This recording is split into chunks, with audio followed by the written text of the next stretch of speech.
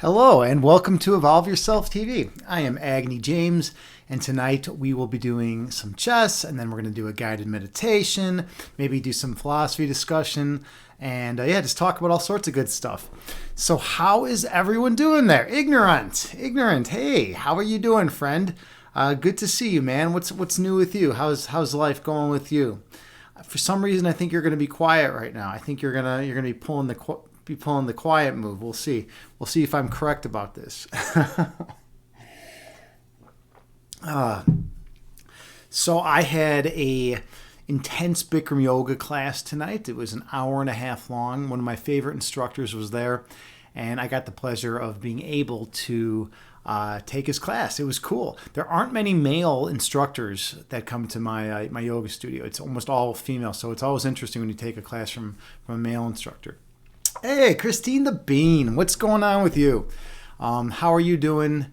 Is your father doing any better? It's actually an important question. I know he was struggling with some health issues. I hope he's doing well. I hope you're doing well. What's new with you these days? You seeing your nephews, or you been going for any walks? Waterfall Glen is pretty nice this year. I just went a couple days ago with a friend. We got to do a walk one of these days. Oh, he had a pacemaker put in. That's intense. Is he acclimating well to it? Like I don't even know like what a pacemaker does. I mean, I'm assuming it regulates your heartbeat to some extent, right? And can transmit data maybe, or if something's wrong, is that the deal? It's like, well, how could I be so like unknowledgeable about what a pacemaker is? I don't know. Who knows? We all have holes in our learning. Surgery went really well, helping his heart. Yeah, I knew it was something to do with the heart and regulating heartbeat and heart rate and all that. Well, we'll definitely be sending positive energy his way. I know that's probably not an easy thing. So it's never easy going in for surgery. It's always quite the ordeal to go in for some kind of surgery, and it's challenging. I mean, no one wants to fuck around with that shit. Think about it. Like it's like, oh, what are you gonna do? What are you gonna do? On your Friday night. Oh, I'm going bowling, or oh, I'm going to a movie, or oh, I'm going to a party, or I'm just gonna stay home and read a book and relax. Or, oh no, I'm going to go have surgery. It's like, fuck that. Like, no one wants to deal with that. That's terrible. I mean, obviously, it's necessary, in some cases, but like, it's rough. That's the point I'm making. It's not easy, It's not easy to deal with that kind of thing. I mean, think about how much fear is probably present in a surgery like that. And one of my aunts just had surgery recently, and I mean that's rough. It's so challenging going through something like that. We those of us who are younger and in better shape, kind of take it for granted that we're going to be okay, unless we like break a bone or something. But yeah, weird shit can happen. Weird things can happen. Christine, you say surgery went well, really helping his heart. Good. Glad that it's really helping his heart. He's still in the rehab center, supposed to be home June 1st. Okay, all right. So 8 more days, right? Eight more days, and he'll be home hopefully. All right, that's good. It's good to know that he'll be coming home soon. I'm sure that's always another terrible thing about going to get surgeries, and then you're stuck in the hospital, right? You're like, oh, okay, I'm like ready to go, and they're like, no, we want to keep you here for another month for evaluation, so we can charge you another $100,000.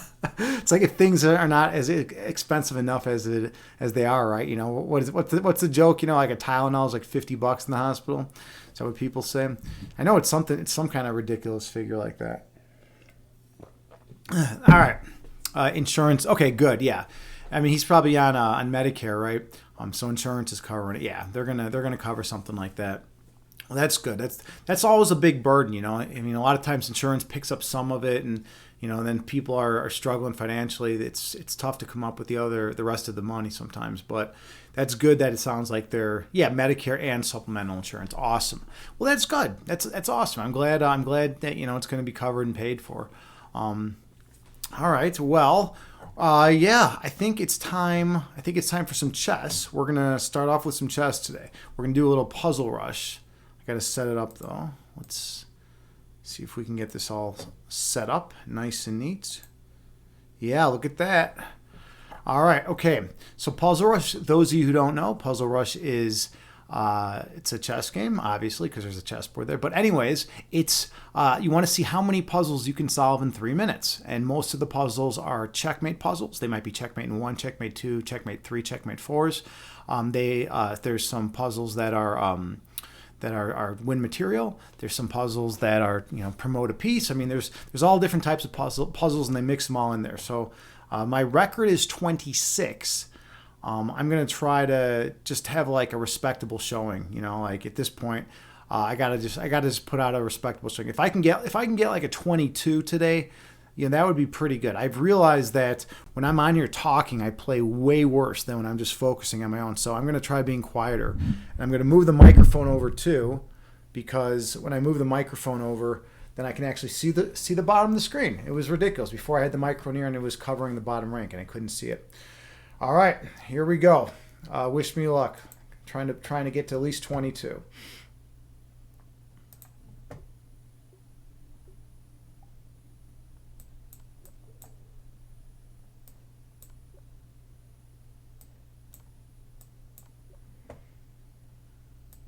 Should be mate in 2.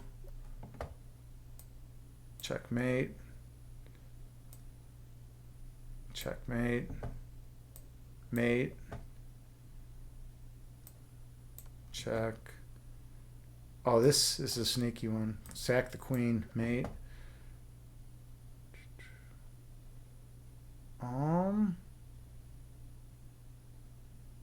Not seeing this one.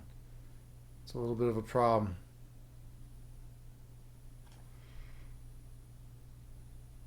What is this one? This one's weird. Maybe this? No. All right. I can't see it, so I'm just going to make a move. I don't want to spend too much time messing around with that one. I guess this, and then the skewer. Win the rook. All right. Mate. Oh, no. Not quite.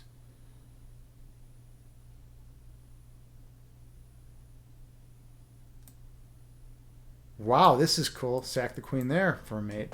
All right, that was pretty. That was a nice one. Beautiful mate right there with the knight. Mate right here. Check. Mate. We got, I think, this one check.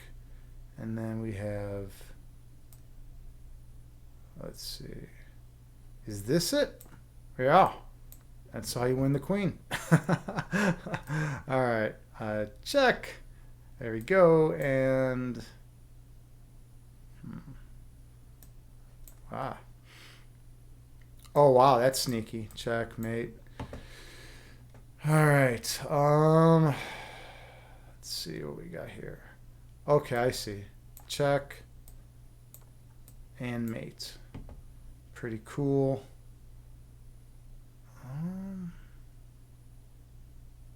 Oh, I think this is going to be a fork. Yeah, look at this. Double fork is a double attack, and then you pick up the knight at the end of it. That was pretty.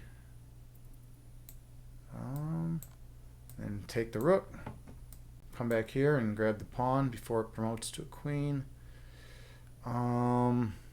Trap the bishop. No, the bishop will have a square.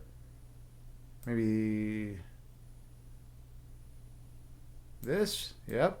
Check and mate. There we go. Oh,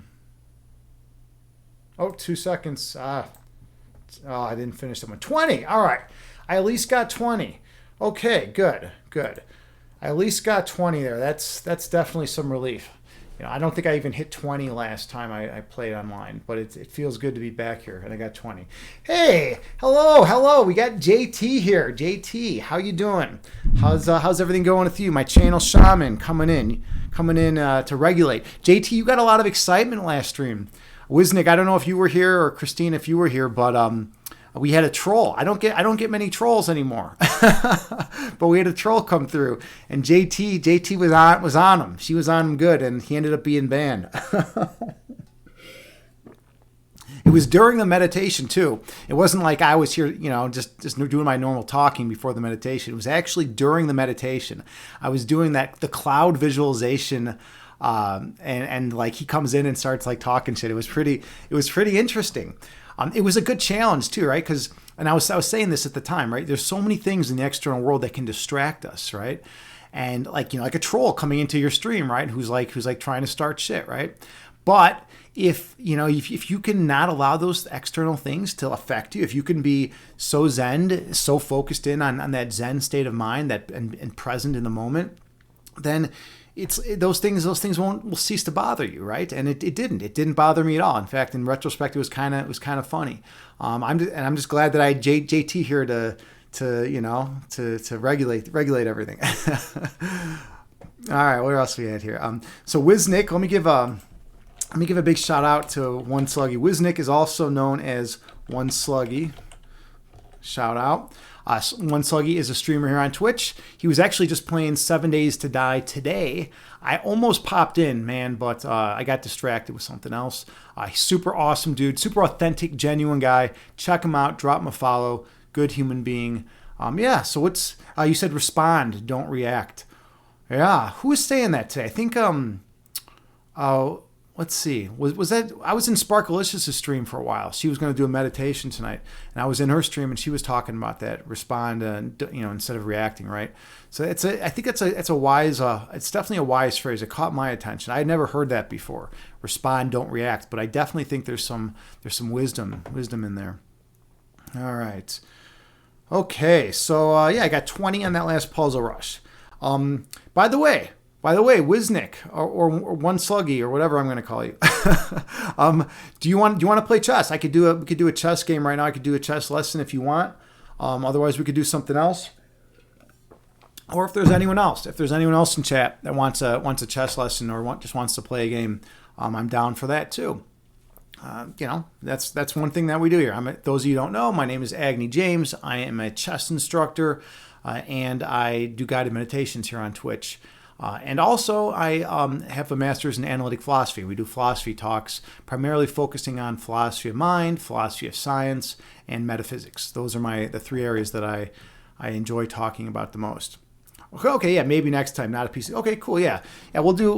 We'll do on some other point. All right, I'm gonna do another puzzle rush because I really like puzzle rush. I used to not like it as much, but I'm really digging it now these days. So let me move the mic over. All right, we're gonna try to beat 20 now. That will be the goal. Let's see. All right, can I beat 20? Let's try it out.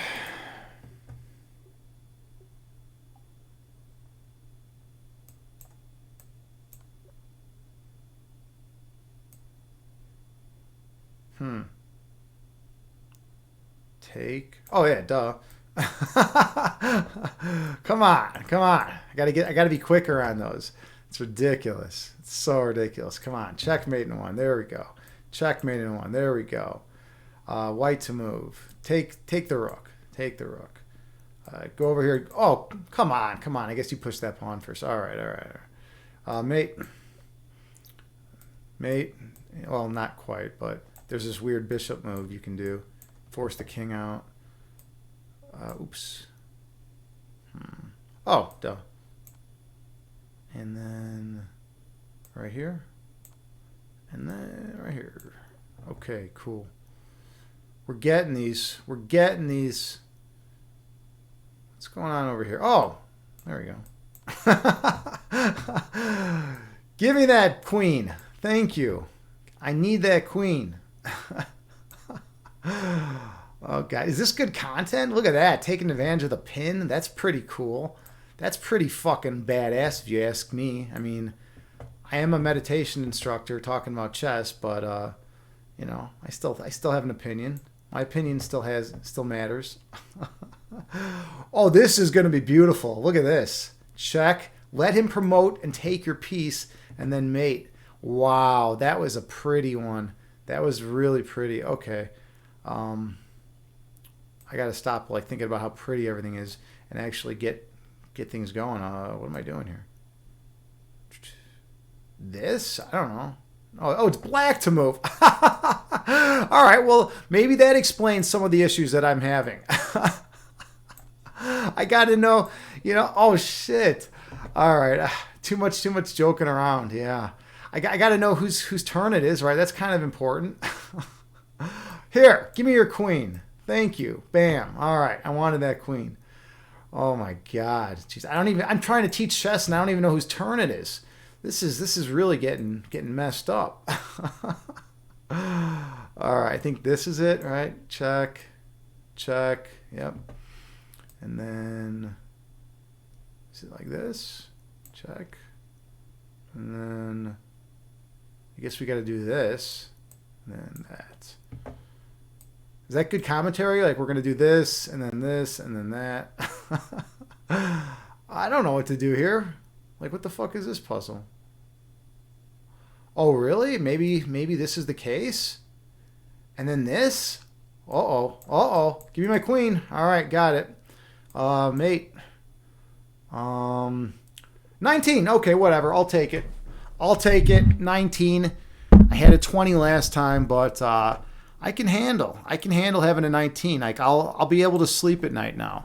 I'll definitely be able to sleep at night. Wisnik, you say, could the puzzles help you get better at chess? Okay, here's what I've just learned about puzzles. I used to do a ton of chess puzzles. And I wouldn't do Puzzle Rush, though. This was before they even had Puzzle Rush. And it definitely helps with your tactical awareness. But it's usually like the more you think about it, if you try doing a puzzle real quick and just throwing in moves and like not caring if you lose right away, you're not going to learn much. But if you do like a tough puzzle, then you're going to learn. You're going to think more tactically. You're going to find more checkmates. It will definitely help with your chess. In fact, before I played in the Chicago Open from 2012 to 2014, I had this book by Susan Polgar on chess tactics. She's one of the best female chess players ever. And I would just sit there and I would study tactics like in between rounds. Everyone else would be like walking around, doing stuff, and I'd be sitting there doing tactics and studying tactics. And then when the games would start, I'd be sharp and ready to go. So it can definitely help. But it's just one component of getting better at chess. There's other things you have to do too. You have to play a lot of games, right? You have to study some opening theory. You have to understand, mid-game principles. You have to understand endgame, right? So there's a lot of stuff, but that's definitely something that can help. JT, you say, best lesson ever. What the fuck is this puzzle? Yeah, right? I mean, that's how it was. I was looking at that puzzle and I'm like, what the fuck is this puzzle? It didn't seem like it had us. You know what? Let's go back to that one, actually. That's a cool thing. You can go back to the ones you miss and you can, that one we knew what was going on. This is the one that fucking really, oh yeah, I didn't know what color I was. I thought I was white here, and I was trying to find the best move for white, and it was black too. All I needed to do is simply move my rook up here, right, and then check right here, and then let's see what's next. Check here, it doesn't work. Wow, this one is actually really challenging. Why am I not seeing? Oh, win the rook. All my attention. This happens in chess too. Sometimes all of your attention will be like focused in on all the action in like one side of the board, and you'll be blind to other parts of the board. This is totally how it is in chess, right? It goes like this sometimes. It's crazy how it's like that. All right. Well, I guess at the end of the day, you win the rook. He'll take the bishop. I'll come down here and take the pawn and clean up everything. All right. Oh, you guys couldn't even see it. You guys couldn't. I don't even think I had the right thing on. Did I have the right? No, whatever. Okay, whatever. Anyways, you got to be able, JT. You have to be able to laugh at yourself, right? I mean, if you take shit too seriously, and you live in an absurdist world, I mean, it's not really. You're not going to get very far. You're gonna be pretty fucking unhappy most of the time, right? I think that's one of the major issues, in life. People are like, oh shit, I was taking life too seriously, like I was allowing some passive aggressive comment to ruin my day. I was allowing myself to get heated up and worked worked up over some insignificant bullshit, right? At the end of the day, we gotta be level-headed and ready to, and peaceful and full of joy and love and light. And if we're not living our best self, if we're not being our best self, like, what are we being? What are we doing? How are we living on this planet? When you're laying on your deathbed, you don't want to be thinking about how much of a jerk you've been your whole life. You're going to be thinking about the relationships you've had and how nice and kind you were to other people around you and how loving you were to the people around you. And that's what's important at the end of the day. So yeah, keep that in mind. I don't know why I threw that "keep that in mind" in there. That was kind of weird. Anyways, JT, what's going on with the fish these days? I know you had the one that passed away like a week or two ago. What else is new with the fish though? Like how are they acclimating to that one being gone, right? Because you said every time you add a fish or subtract a fish, it changes the power dynamic in the tanks, right? And then the fish gotta get all, they gotta find a leader and see who's dominant and everything, right? There's this whole a hierarchical structure of fish, right? I don't know. Are you down to 9? Oh, 2 died. I'm sorry to hear about that. How are the other fish adjusting? Like, are they okay? Are they wigging out? Are they freaking out? Are they good? Are they having a good? Are they all right? You never know. I mean, if you take away, if a fish leaves the environment that's attacking everyone, I'm sure they're probably more relaxed, right? If a fish leaves that everyone likes, they're probably sad. I don't know. I'm feeling like I need to do some more Puzzle Rush though. Maybe we should do some. Maybe I should play a game against a random opponent. I could do that. I should do it on Elite Chess. I should do an unrated game on Elite Chess. Let me look around on Elite Chess real quick. Maybe play an unrated game. Yeah, that might be an interesting way to do it. The tanks are actually calm. Only 4 in one tank and 5 in another. Oh, all right, nice. So it's nice and relaxed in the fish world. All right, cool. All right, I'm gonna play a game, I'll play a 10-minute game, and you can all check it out, and I'll do some commentary during it, and we'll see. We will see how it goes. Let's see. All right, let me find just a nice unrated game. So I have no idea how good my opponent is gonna be. We will see. Okay, I'm black, so I'm gonna play the Sicilian defense. If he pushes out to d4, it's the open variation. All right, he's doing the boulder attack, I believe. I'm doing hyper accelerated dragon variation. All right, now he's doing open. All right, so this is all theory. This is all theory so far. If he takes my knight, I take this way. This is all theory. All right, cool. Now I like to play. Let's see. Well, we're just gonna go solid. We're just going rock solid, nothing fancy. Bring out my knight. Oop, comes in here. We'll trade off light square bishops maybe.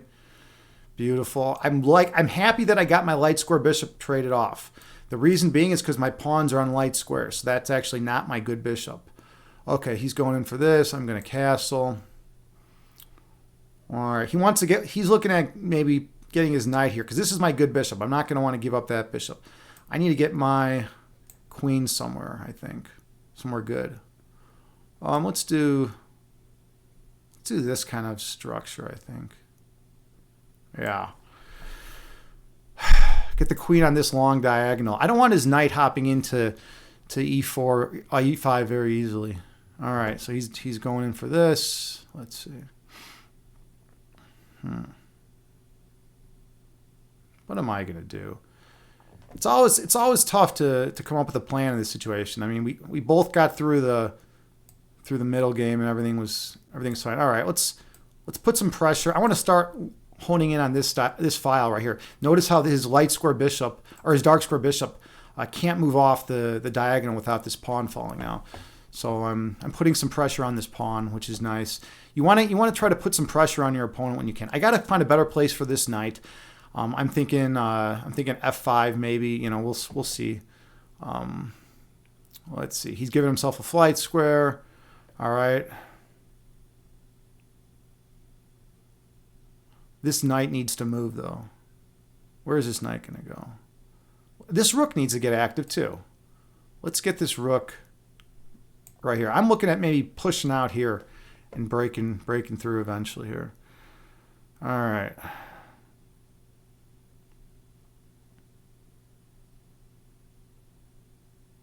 What about rook b5? I'll have two attackers on the pawn. If he pushes, then I come back here. I'm starting to think this rook b5 idea might be kind of interesting, and then double up on this file. Or I could push out here. I want my knight placed maybe out first though, if I was going to do that. All right, we're gonna go with this idea. This idea looks kind of interesting. Nope, it's not good because now he's got an outpost for his knight here on d4. If I move my rook over here, I mean I could take it, but then I got to give away my good piece. All right, we're gonna get my knight to the square it should be on. All right, now this guy's getting a little ridiculous. All right, this guy is officially getting a little bit ridiculous. I don't know if I can handle that. All right, push. Yeah, we're going to crack at the center right now. So I have 1, 2, 3 defenders, 2, 3, right? And then he's got attackers, 2 attackers. So we're going to go in with this. Let's see how this is going to work out. All right, now if he's not careful, I can pick up his queen with this tactic, right? So yeah, he sidestepped it, right? All right, so now I have 2 pieces here. He's got 2 defenders. He's got enough defense, but I can add a 3rd attacker by moving my queen here and putting pressure on this diagonal. I think this is the way forward. Yeah. Look at this. So now I have pressure on this diagonal and I have pressure on this diagonal with the rook. All right, so I'm going to pick up a pawn at the end of this. At the end of all this, I'm going to pick up a pawn, so I'm going to go for it and try to win this endgame. All right, so let's see. Let's see how this. Oh, he's going to get this pawn. Oh shit.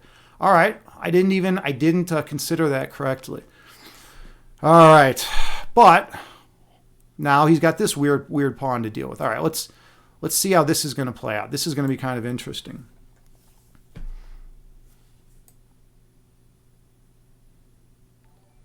Keep some pressure on him.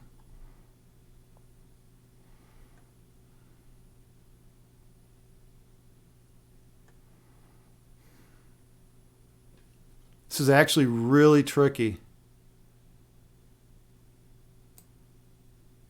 All right, I want to get some major pressure going right now. I'm looking to break through right here. But he's got this pass pawn, which is okay. So he had to go to a very passive square, which is good. But this is a problem for me right here. This pawn is a major problem for me right now. I don't know. He might have me here.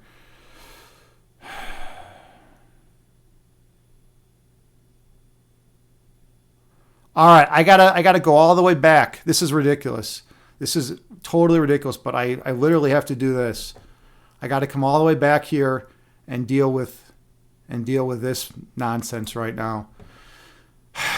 I got to win this pawn. This pawn is too much of a threat. It's way too big of a threat. But if I can pick up this pawn, I have a 4-3 majority here, and if he's not careful, I can win. Otherwise it will be a draw. All right. So let's see. I take, he takes. All right, we're in. Hold on, I think we're in. So, I can throw this in here first. No, that doesn't do anything. That would be losing. I could take. I could take with check. I think this is winning. I take with check. He's got to take, and then I take his queen because it's with check. Look at that tactics. Oh, but then he's got to check. Hold on. But then I take his queen, and then he's got this. But hold on. All right, he's got that. So now if I take, he promotes. So I have to sack the rook. Holy shit, this is getting crazy. All right, this is getting ridiculous. He's gonna win the rook. Okay, but now whenever he moves the rook out, all right, this is getting really crazy. Whenever he moves the rook out, I can't let him get a check on me when he moves this rook out. So I'm on this pawn. If he ever moves the rook out, I'm going to be okay. So, fuck. This is really tough. All right.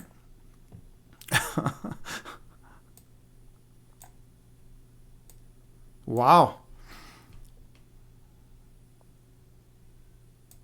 Super challenging game right here.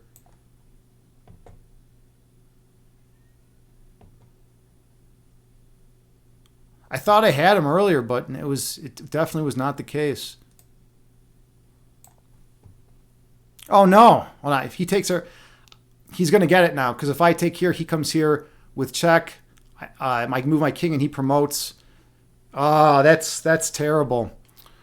That really is that really hurts. But I can do this. This in between move. This is kind of cool.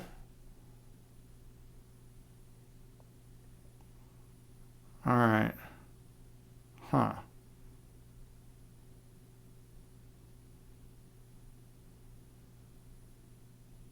So if I take now, he comes over with the rook. I think I need to go over here. He's going to win the... No, then he'll just take... He can't take. All right. I think I got to come over here. This is really, really challenging. I'm pretty sure I'm lost because of this pawn. But you never know. Sometimes you can come up with something. He's going to win this pawn, which is a problem.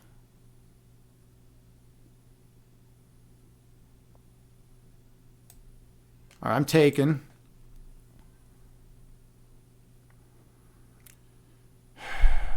So if I take, then he just moves his rook over, and there's major issues in this game. I don't know. I think I got to make a run for it because I can't take because he just moves the rook over, and then he's going to promote. I have a weird idea. Like if I could get my king here and my pawn up here, maybe I could put enough pressure on him. I don't think it works.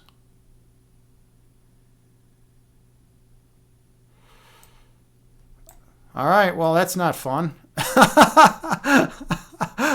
I don't have a good idea. He's going to win. He's just going to come up here, clean up this pawn, and whenever I move the king off, hold on, what about this idea? No. It's just not going to work. He just has that. He's got this crazy rook over, check, and then promote idea. But I mean, I guess I'll try something like this. There's no way it's going to work though. All right. I got to like try some weird sideways stuff.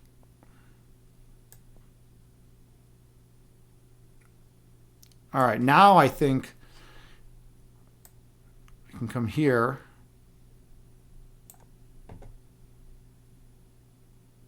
But he's going to promote here, so it just doesn't matter. It doesn't matter. He comes here, promotes, and then he's going to promote quicker than me and win the game. So, all right. This guy was good. He put up a good fight. I will say that. All right. I'm going to resign this one and not waste our time. Unless I see anything else a little tricky. Nah, nothing. All right. Good game. Good game. Give him a GG. Okay. All right, that's chess. That's chess right there. Oh man. All right, so what I miss? What I missed in chat? Oh, we had some follows. Thank you for the follow, DS Charf 31, and thank you for the follow, Rice Planter. Much appreciated.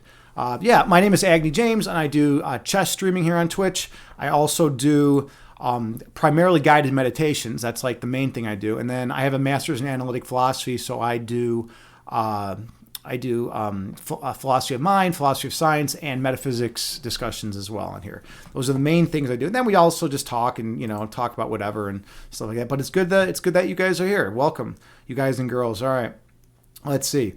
Rice Planter, you say, yo, well, yeah, welcome in, man. This is a good place, good place to hang out, Rice Planter. Let's see, D Sharf, you said, dude, you should low-key move the chess piece to the space. Yeah, that space.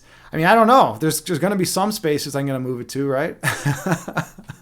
I got beat. That was like the first time I did a random game on Elite Chess on these streams. I wanted to like show you guys some good stuff, man, but I ended up getting beat. There was that one cool thing. You know what? Let's go back to that actually. I want to show you one really interesting thing about that game.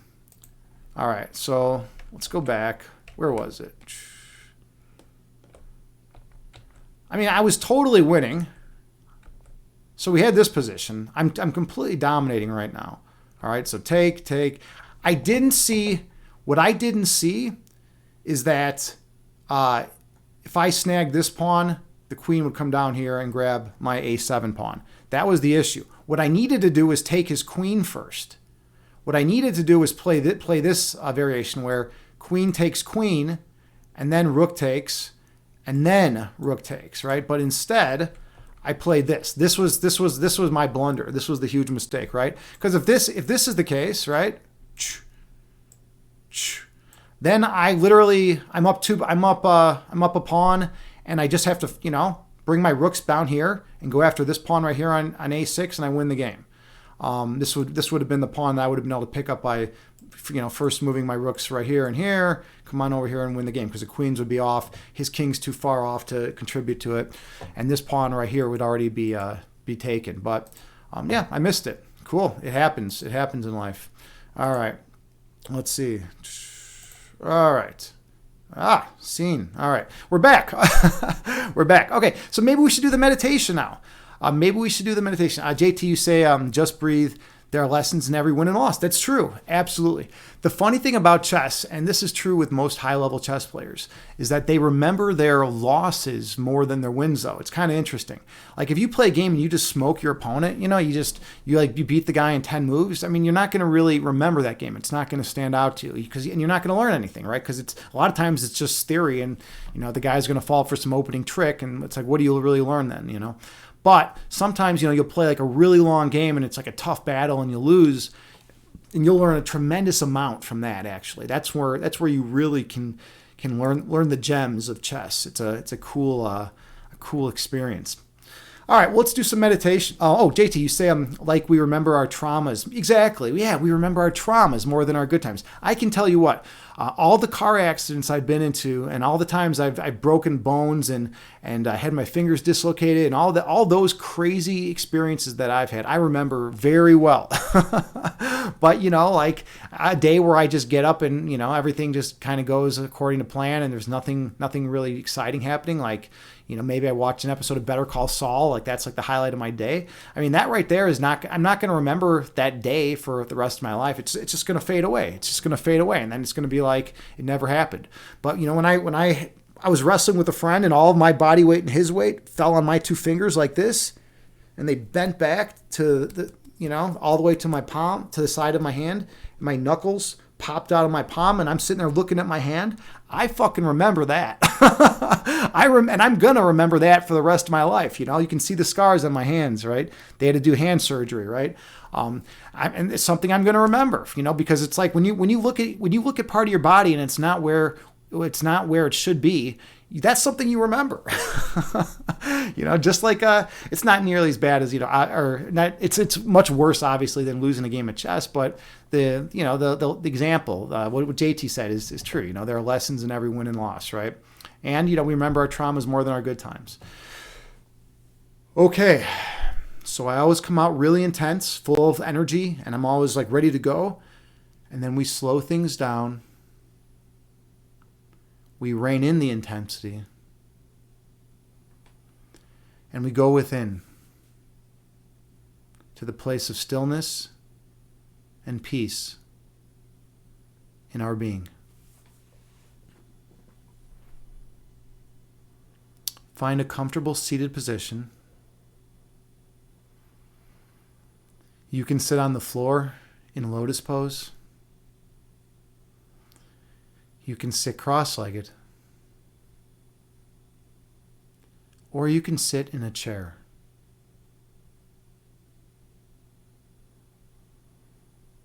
The main thing is to find a position that is comfortable for you.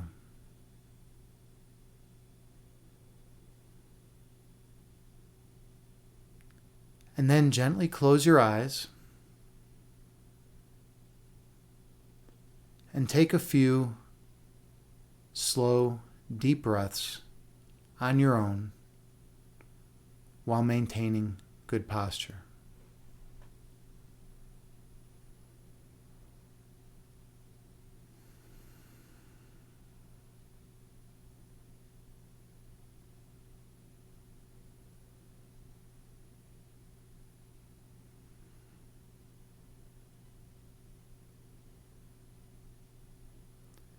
Inhale through your nose, gently raising your belly. Exhale through your mouth, gently lowering your belly.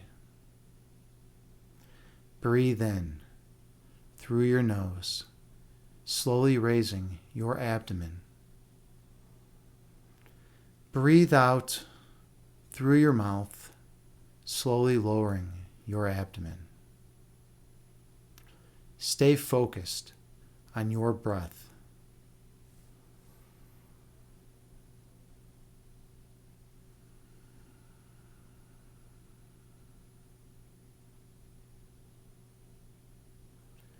Inhale, raising your belly. Exhale, lowering your belly. Breathe in, raising your abdomen. Breathe out, lowering your abdomen. Keep your awareness on your breath count.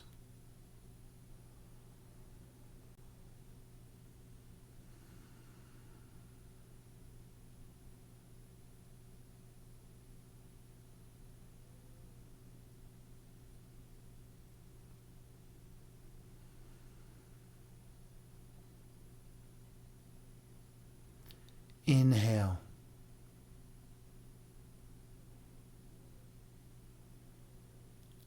Exhale.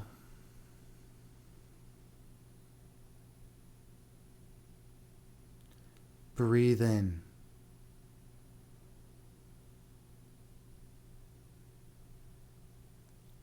Breathe out.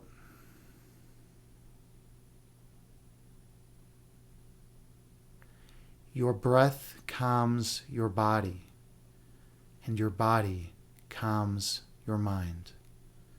Be mindful of your breath count.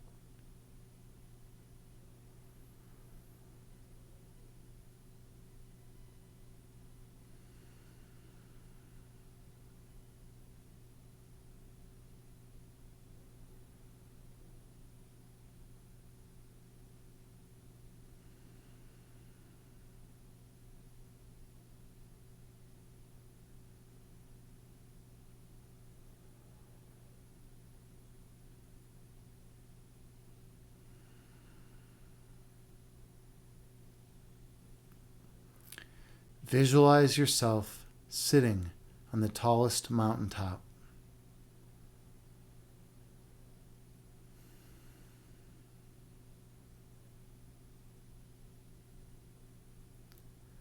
Watching the clouds float through the sky beneath you.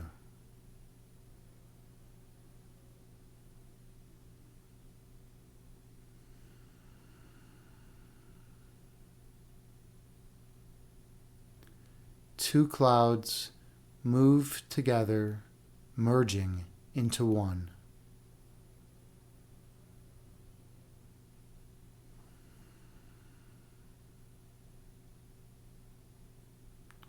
And one cloud stretches apart, dividing into two.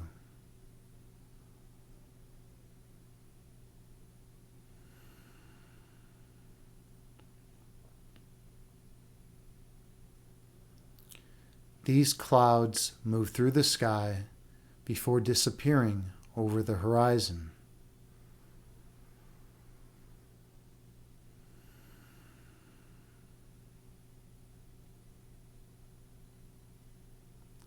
These clouds are like your thoughts.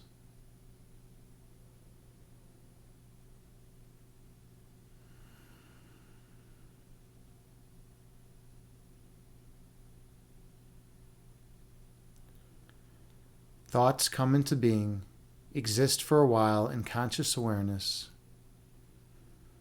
before disappearing from your mind.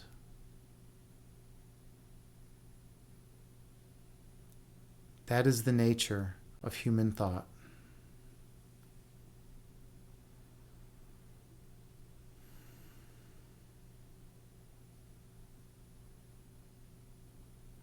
Inhale.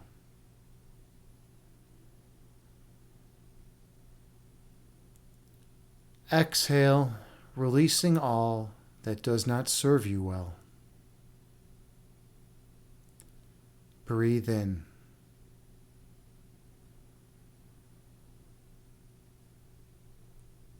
Breathe out, releasing all that is of no benefit. Be mindful of your breath count.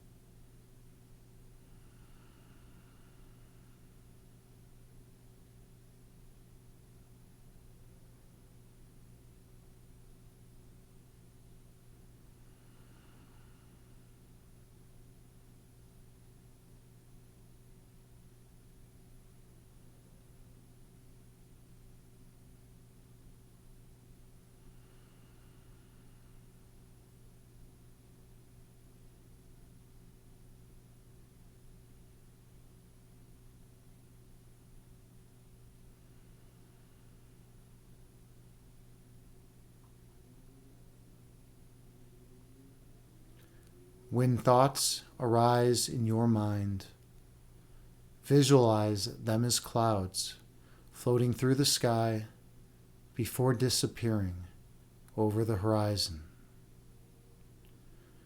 And return your awareness to your breath count.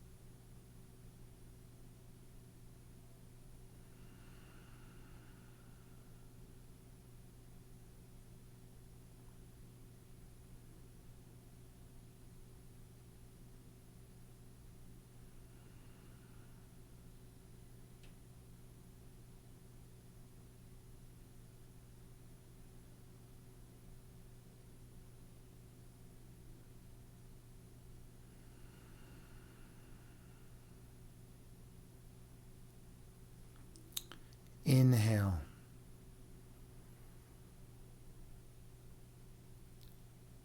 Exhale, releasing all that is of no benefit. Breathe in.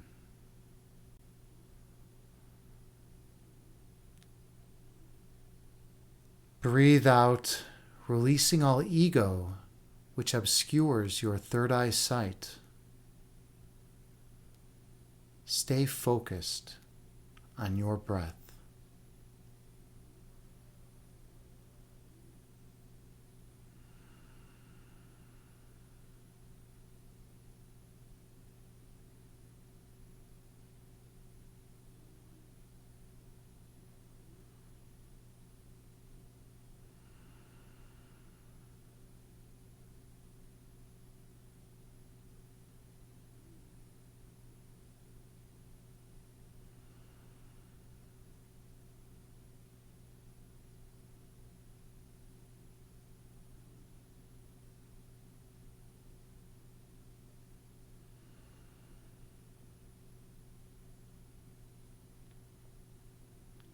As thoughts arise in your consciousness. Visualize them as clouds moving through the sky and disappearing over the horizon. Do not allow these thoughts to gain traction in your mind. Do not judge them, just observe them as clouds. Notice their transitory nature, coming into being and ending their existence. These thoughts have no permanence. Let them go and return to the healing power of your breath.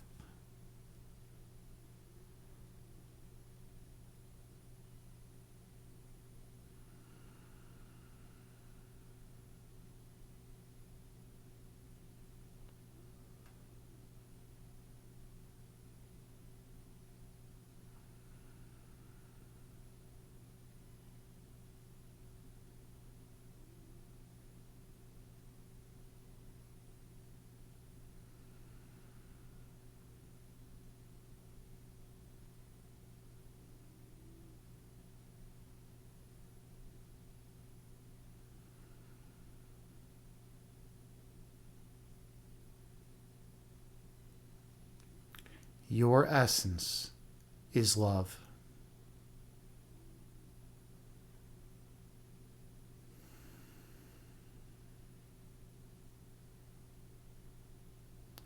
Your love is manifested as light.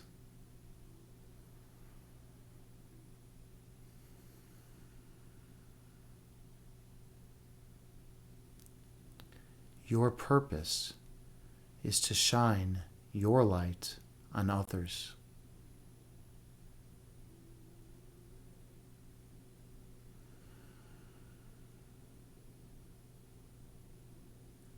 Which will awaken the inner light within them.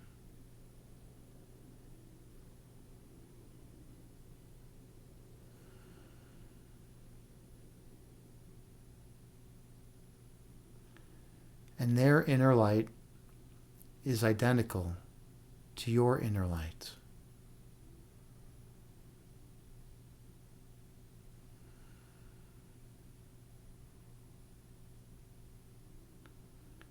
For the love within us flows unimpeded throughout all of creation.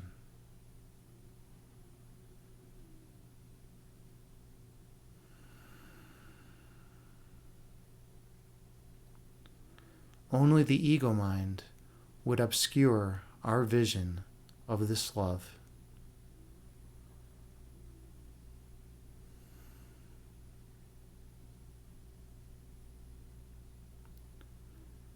By telling us that we're not worthy of it.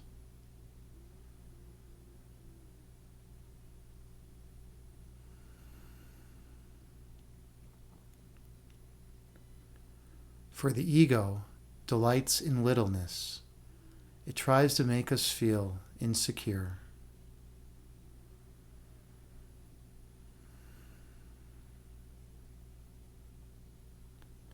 The ego knows not love, knowing only fear.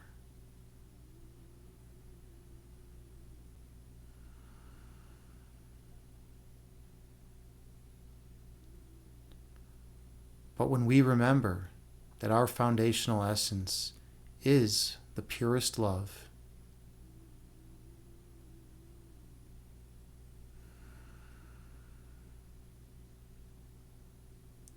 and that our bodies are filled to the brim with this love,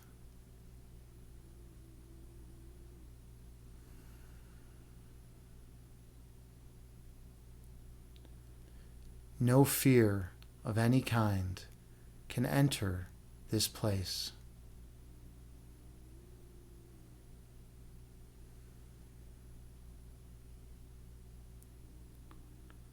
For fear rests on separation and division.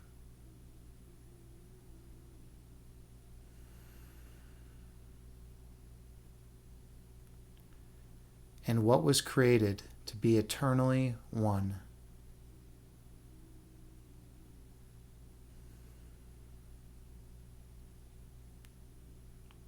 Can never be divided.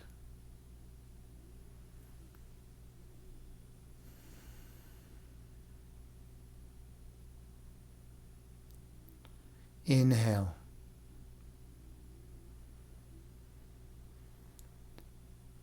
Exhale, releasing all that is of no benefit. Breathe in.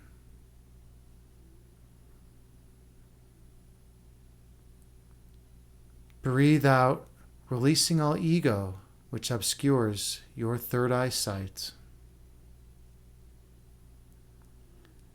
Stay focused on your breath count.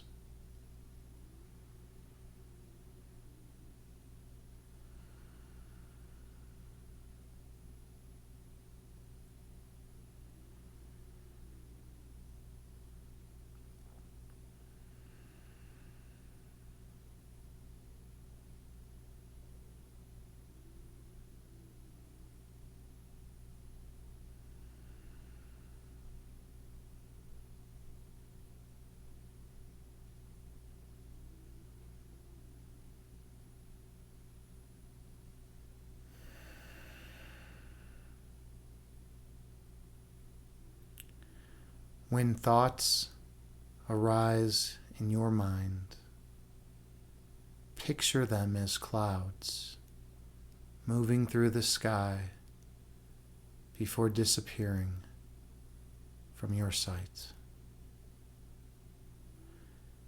And return your awareness to your peace of mind.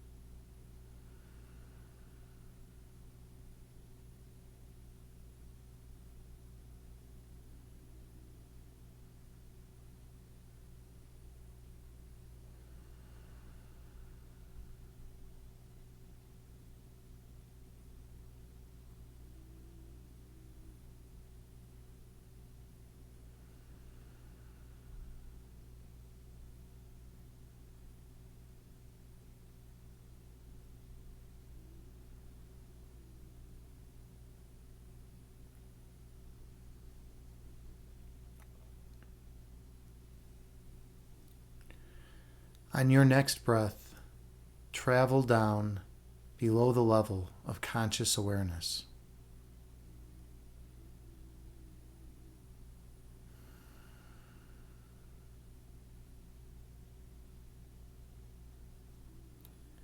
Go to the region of your heart chakra.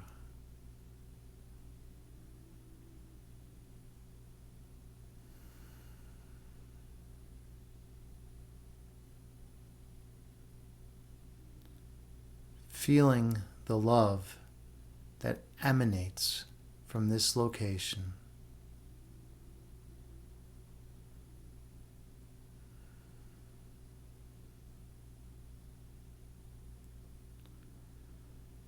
And the warmth which surrounds your love.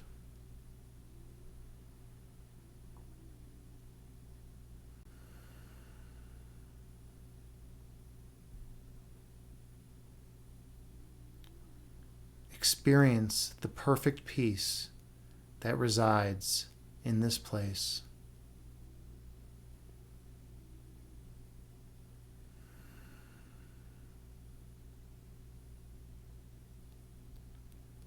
And the joy which accompanies it.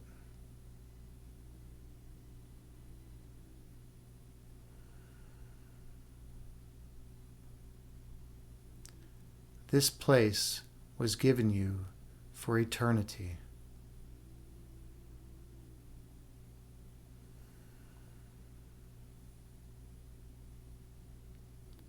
If you so choose to access it.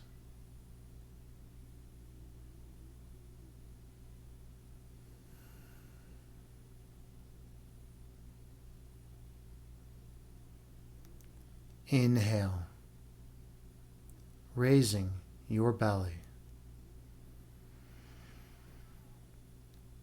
Exhale, lowering your belly. Breathe in, raising your abdomen. Breathe out, lowering your abdomen.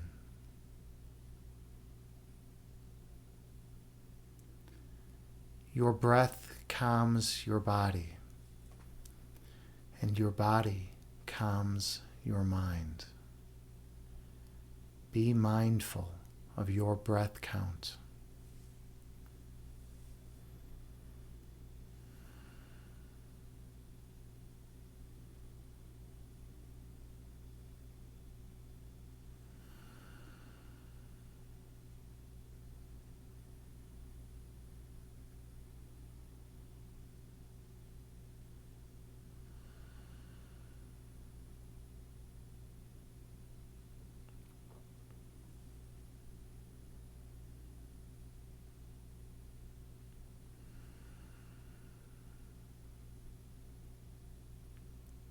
When thoughts arise in your mind, picture them as clouds moving through the sky and disappearing from your sight.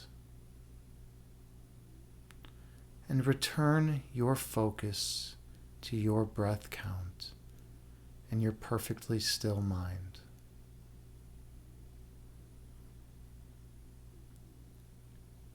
You are worthy of this moment.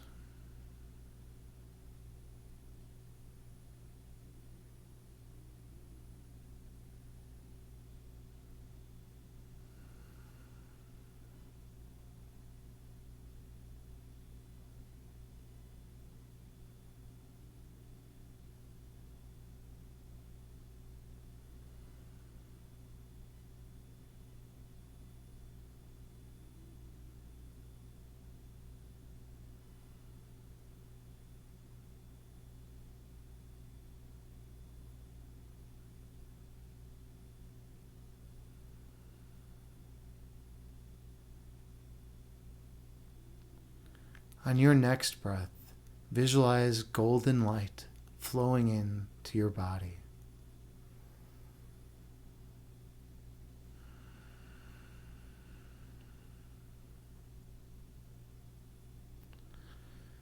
The light heals and nourishes every cell in your being.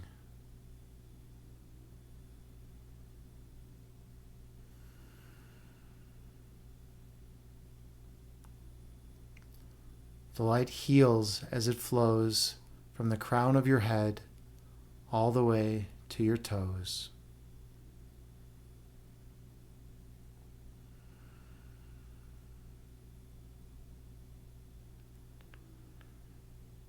Releasing stress and tension in your body along the way.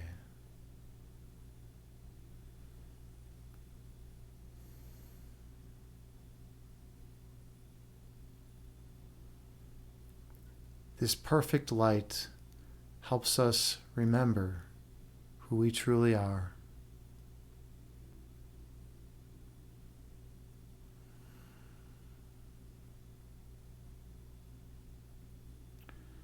And helps us rid ourselves of any thoughts that do us harm.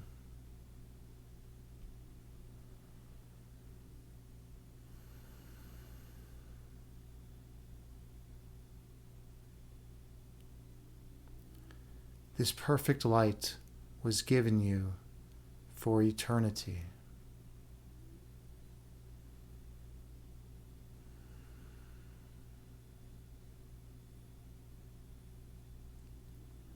If you so choose to accept it.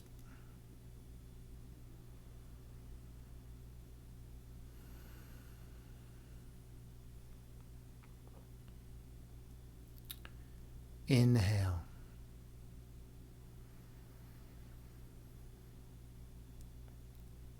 Exhale, releasing all that is of no benefit.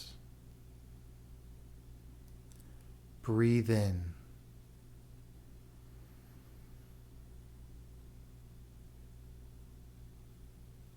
Breathe out, releasing all ego that hinders your development.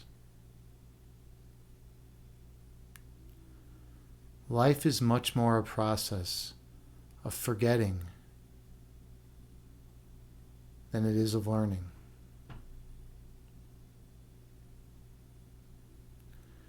We're born with eternal wisdom of all of creation.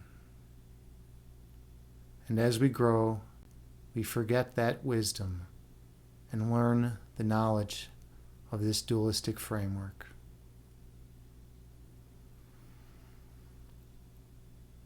Now, what knowledge of this world may help us achieve goals in this world.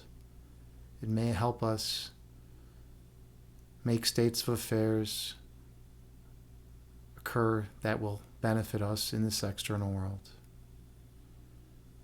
But it is not truth. For capital T truth resides in your heart, and your essence is one with the love that emanates from that location.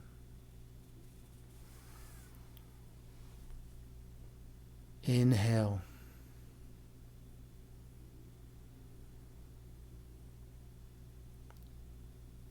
Exhale, releasing all that does not serve you well. Breathe in.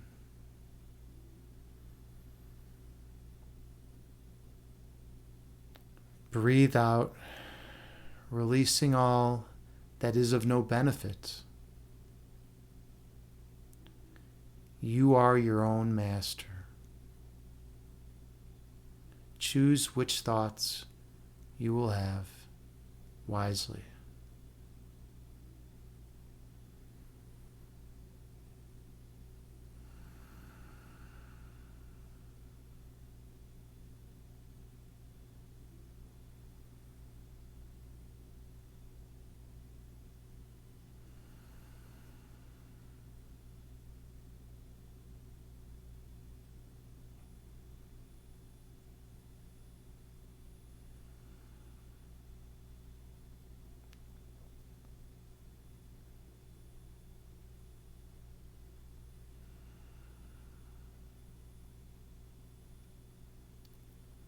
When thoughts arise in your mind, do not judge them.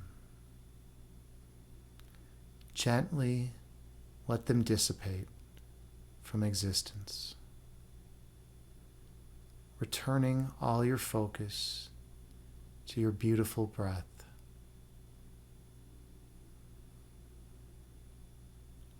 You are loved.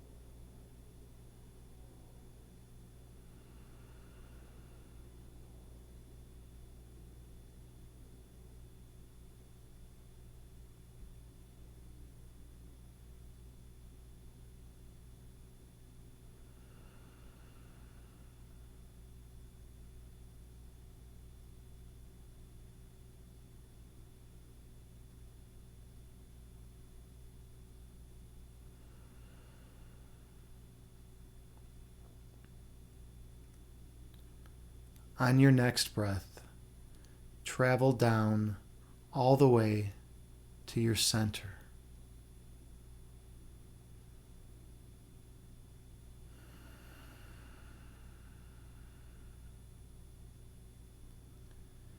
Go to the centermost point of your being.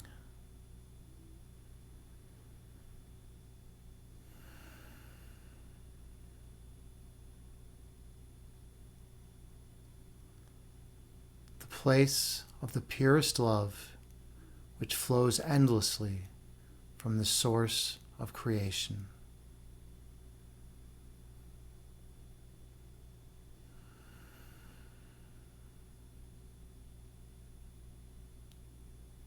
The place we all call home.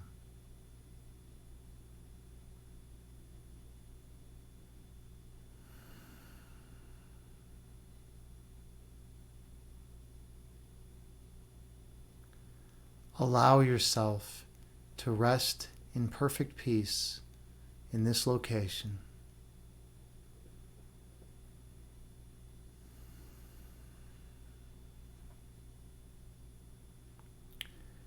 Not allowing ego thoughts to intrude upon your holy instant.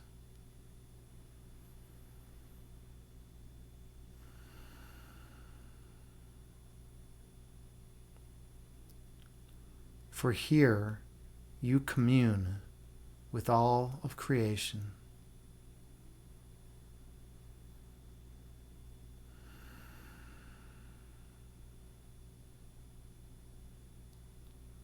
Experiencing the eternal bliss that resonates from your being.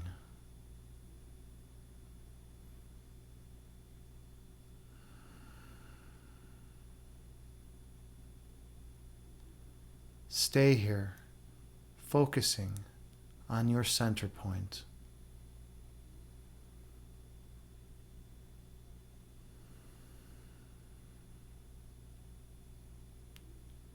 Not allowing distracting thoughts to intrude on the present moment.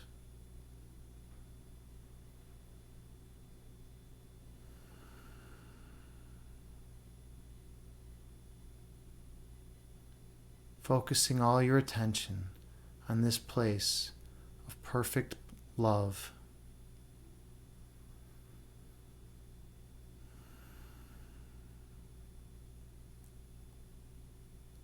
Feeling the rhythmic vibration coming from your center point.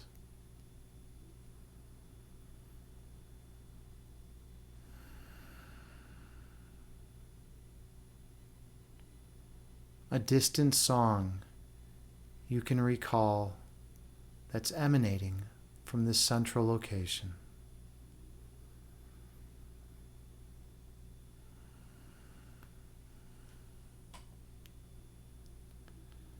Helping remind you of how to get home.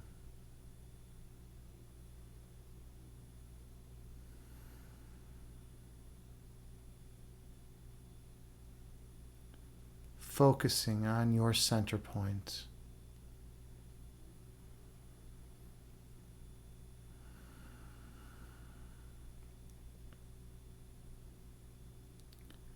When you're ready, travel through.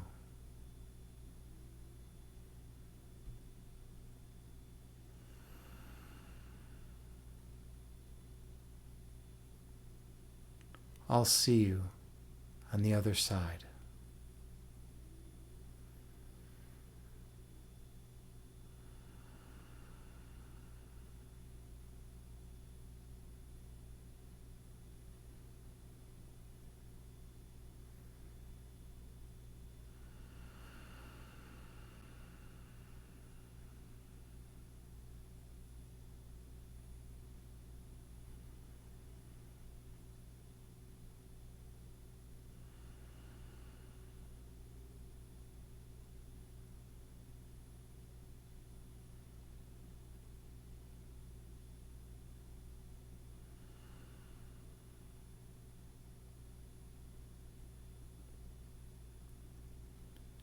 Here, at your center point, you remember your true identity.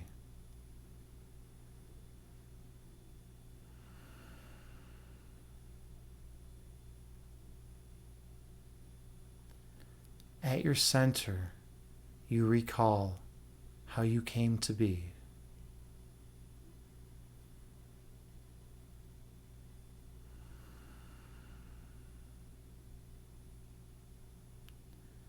Here, at your center point, you remember your divine purpose.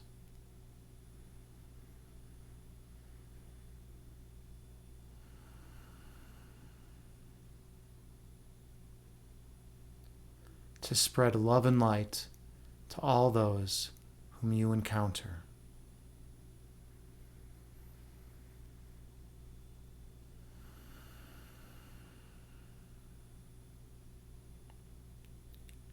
Here, at your center, you remember your divine essence.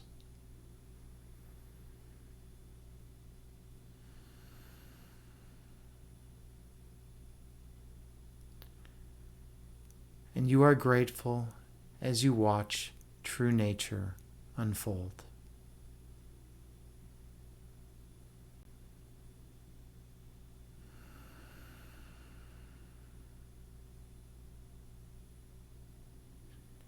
Inhale, gently raising your belly.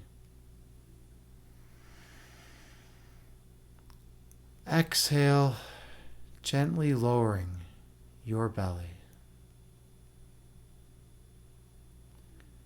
Breathe in, slowly raising your abdomen.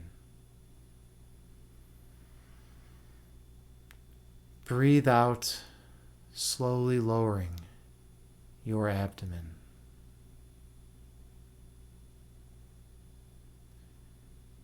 You are perfect as you are. All is forgiven and released.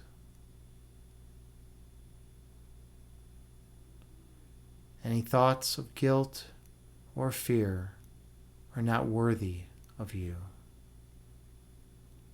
They are released.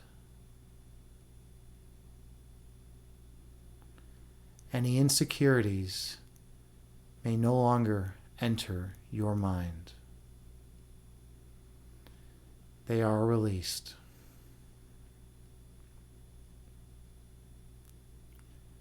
Any attempt of the ego to separate or divide you is released from your being. You are perfectly whole and full, and you were given that for eternity. This state is immutable, and this state of monism reigns supreme.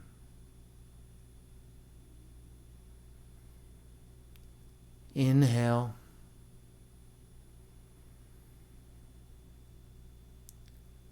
Exhale, releasing all stress and tension from your body. Breathe in.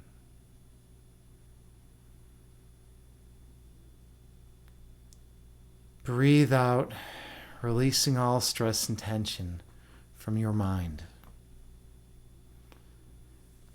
Inhale.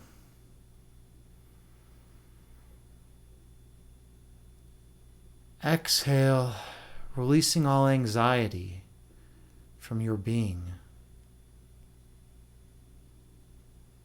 Breathe in.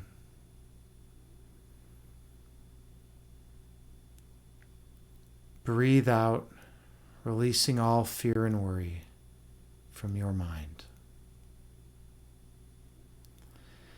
Gently open your eyes, returning to the present moment, bringing with you the peace from this meditation throughout the remainder of your day. Namaste. Thank you so much for sharing this sacred space with me. I am honored and humbled to be here as your meditation guide. I hope you all benefited from this meditation. I hope you feel more peace, love, and light in your lives.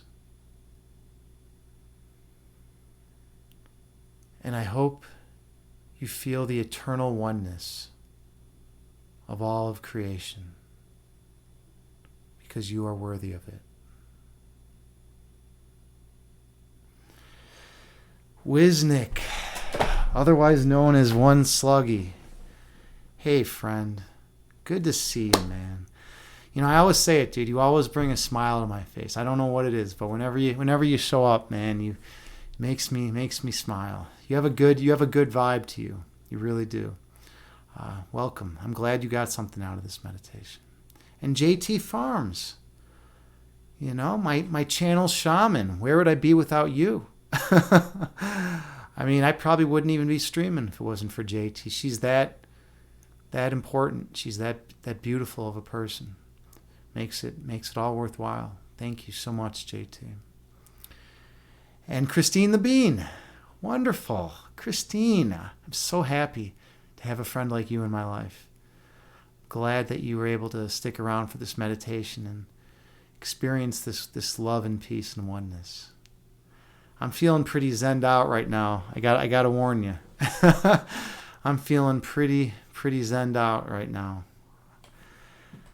Victor Soar, buddy, man, what is going on, friend? Good to see you. Good to see you, man. Have you been playing any chess lately? Any 4-person chess?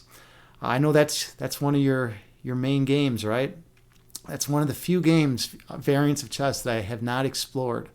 But I wanna check it out at some point. I saw that video. Those of you who don't know, Victor Soar is a content creator as well.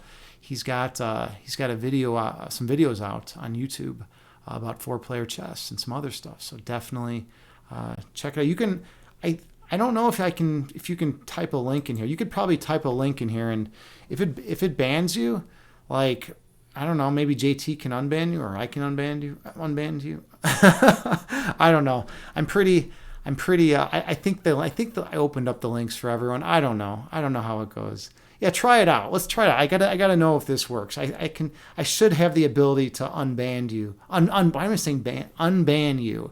All right. Yeah, that I guess that works. I mean, if that's that might be one way. Yeah, there's the YouTube link. All right, cool. Yeah, so definitely check out Victor Soar's YouTube video. All right, cool.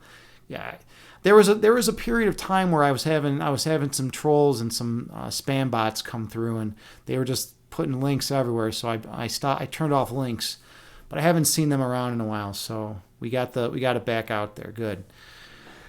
All right. Let's see. Where are we at in the stream? Oh, Critbite. Hey, how's it going, friend? Good to see you. We actually just got done. We just got done with the meditation. Yes, unfortunately, you did miss the meditation. We just got done. Welcome, though. Welcome to the chat. I'm just kind of winding things down. I'm debating playing chess, though. I might do a quick puzzle rush. It won't be very peaceful, but it'll be entertaining. Hey, look who's here. Sparkalicious. How's it going, friend? Welcome. Good to see you. Sparkalicious is an excellent streamer. She's actually my favorite new streamer on Twitch. And I've seen a lot of streamers, but she's got it. She's got the vibe. She's got the energy. A super wonderful human being. JT Farms, thank you so much for the gifted sub. Super appreciated. You gifted a sub to Victor Soar. Super appreciated. Thank you. But Sparkalicious is wonderful. So definitely check out her stream. Drop her a follow. She's a wonderful human being too. She streams meditation. She streams tarot. She does all sorts of good stuff. She's living it. She's living the holistic lifestyle. You know, like some people, they're like, oh yeah, you know, I do yoga once a week. You know, like that's. You know, I'm very spiritually enlightened, right? You know, and then it's like, no, that's not the case, right? You know, you really have to live. You have to feel it in your heart. You have to go in there, into that place of oneness and love within you. And when you do that, people can tell. You know, people. So if you go check out Sparkalicious, you can tell that she's experiencing the genuine peace and love within her. She's got that energy about her, right? And it requires a lot of work. You know, some people think it's easy. They're like, oh, you know, I'll read some books by Alan Watts and then I'll be enlightened, or I'll take a trip to India and go visit some poor people, and then I'll reach enlightenment. No, that's not the way it is. It requires constant work, constant attention. You have to put a tremendous amount of work into trying to, or into becoming, into evolving, right? And it's a constant process. Anyone who tells you they're enlightened is not enlightened. That's one of the surefire ways of finding, of realizing if someone's like legit or not. But it's a process. We do what we can. And we slowly get to the point where we have greater understanding, and that's about all we can hope for in life. More love and light. Sparklicious, you say, didn't realize you were still streaming, or you would have read. Nope, no worries at all. Yeah. What did I do? I started with some chess. We did some chess, Puzzle Rush, and then we did, so I played a game. We did some just conversation, and we did a pretty long meditation, actually. I'd say the meditation was like, I don't know, maybe 50 minutes or closer to an hour, which is pretty long for these. I usually do like anywhere between 30 and 40 minutes for meditation, or maybe 30 and 45 minutes. But yeah, I've been doing longer meditations lately. I feel like when you're feeling that love and that energy, and you're in that zone, why not continue going with it? Why not continue sharing it with as many people as possible, right? It's like if you got something to give, might as well give it. There's no other. I don't really see any other point to being here if you can't share the love. Let's see. You say, Sparkalicious says, thank you for the kind words. Teamwork makes the dream work. Yeah, absolutely. I definitely agree with that. The more people that come together, and promote something, an idea, whether it's an idea, like maybe an idea of being a way to be more peaceful and to have more love in your life, or anything, they're going to strengthen it. You're going to bolster it. You're going to bolster whatever goal you're working towards. I definitely agree with that. All right. Let's see. Where else are we here? Sparkalicious, you say the work, exactly. The work is never done. And people, that's like one of the biggest things people ask me. They'll come to me and they'll say like, oh, hey, how do I quiet my mind? I tried today for a couple minutes when I was sitting in my car, but I couldn't quiet my mind. I can't do it. And I'm sitting there thinking, are you kidding me? You know how long it takes to be able to quiet one's mind, to really be able to get rid of all thoughts, and to continuously direct your attention down to the source of love and creation in the foundational essence of your being. Like, that requires a tremendous amount of work. I mean, the work is never done. Like you say, you have to constantly, let those thoughts go. Don't judge them. Don't be attached to them. Just let them go. Return to your breath. Return to your that place of pure love within you. It's a process, and then you work at it for a long time, and then maybe you can quiet your mind for I don't know, a half second. And then if you can quiet your mind for a half second, it's like a big success. And then you keep working at it, and then you can quiet your mind for a full second. And you just keep working on it. You keep, if you're tenacious about trying to feel that oneness and love, if you are determined, then you can do it if you're willing to put the work in. But it's like anything. It's going to be a lot of work, and it's tough, and it's not easy. One of the biggest misconceptions about meditation is that it's easy. People are like, "Oh, you teach meditation?" Yeah, I meditated earlier. I was sitting on my couch watching TV. It was my meditation. It's like, no, that's not meditation. Sitting watching daytime soaps that's not meditation. I mean, I guess one could argue it's like some other type of meditation, right? But I don't know. It's not like what I would consider meditation. Meditation requires a tremendous amount of work. And, people come to me and they say they can't quiet their mind. And I'm like, well, how many years have you tried? And they're like, well, I tried for 5 minutes the other day. And I'm like, well, try for another 5 years, try for 5 years and then get back to me, right? And you just got to do what you can along the way. Let's see. Victor Sor, you say, absolutely. Yeah. Victor, so you say, Agni, we could always try some 4-player chess teams too, if you would like sometime, you and me. Dude, I think we would be an awesome team. I think you and I would play some great 4-person chess, and I'm definitely down for that at some time. That would be cool. Right now, my understanding of 4-person chess is so limited that like I would be the worst partner probably to have in the world. we would lose every game because I'd be playing a one-on-one, right? That's my game, regular chess, So I don't know.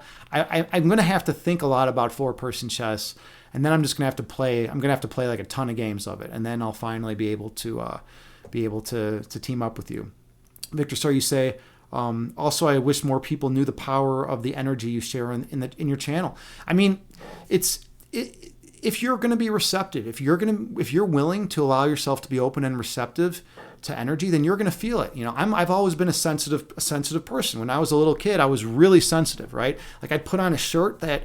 My parents would buy me like a new shirt. I'd put it on and like it would be incredibly itchy and it would be like on fire. Like I felt like I was always uncomfortable and always on fire. Everything felt like it was burning. Just like a light touch on my skin, and I felt like someone had clawed my arm. I mean, I had chicken pox. I had chicken pox when I was a little kid, and it itched so bad that I literally was like clawing at the chicken pox, and it was like tearing it off my face and off my arms and off my body, and I have some like permanent scars from that because it was so uncomfortable. I couldn't even handle it. I've always been really sensitive, not just to physical worldly phenomena, but to spiritual energy as well.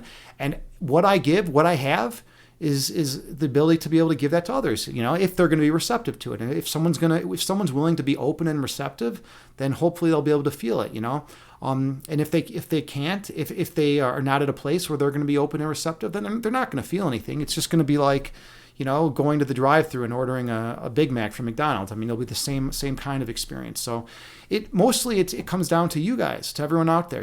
If you're willing to be open and receptive to love and light, you're going to feel it in the world. When you go around, you're going to be able to connect with people in their place of pure love and oneness, right? Because if we connect with the ego in another human being, we're doing a disservice not just to ourselves, but to them as well. There's a lot of people out there that they only know how to live one way, and that's via egoistic means of existence, right? And their whole goals are trying to get as much money as possible, or as much power as possible, or as much fame, or whatever X you wanna insert there, right? And that's what they feel is going to make them fulfilled and happy. But if you live according to that lifestyle, you're just constantly chasing one thing to the next. It's like, oh, okay, you get the new house, right? And then it's like, oh, I need something else. And then because like after like a few days, like, or a few weeks or whatever, it's like the excitement goes down, and then you get like a boat, and then you're like, oh, this is great. And then like a month later, you're like, whatever, I've lost interest. And then you go and get a bigger boat, and then you get something else, and you're just jumping from one thing to the next. And the standard, and if you think about it, it doesn't even make sense from a worldly perspective, because the standards, like let's say like this is your standard, like you just got a house. Now all of a sudden your standard's going to be raised, right? And now you want like a bigger house, and then your standard is here, and then you need like a boat, and then you need like 6 cars, and then in order to feel that same happiness, right? That's not the way to any kind of permanent happiness. That will give you short-term fulfillment. It will give short-term gratification, and you'll feel good, but that's all it's doing is temporarily satisfying the ego. And then you'll need more and more to try to be happy to match that state, and it's doomed to fail. And here's why. Here's the rub. Because we have every single thing we've ever needed to be perfectly happy, perfectly loving, perfectly peaceful within us already. And it's like, I know it sounds cliche. People are always like, oh, happiness comes from within, yada, yada, blah, blah. Yeah, I heard that, Buddha said that, right? Whatever. It's like, no, it's like, it's not cliche. It's not cliche at all. It's legitimate. It's truth. Just because, maybe if a piece of wisdom has been said for like, 5,000 years, maybe there's some validity to it. Hatha yoga has been around 10,000 years. Maybe it's got some benefit, right? If something can withstand the test of time, like happiness comes from within, like that kind of statement, right? Then there's probably some truth to it, right?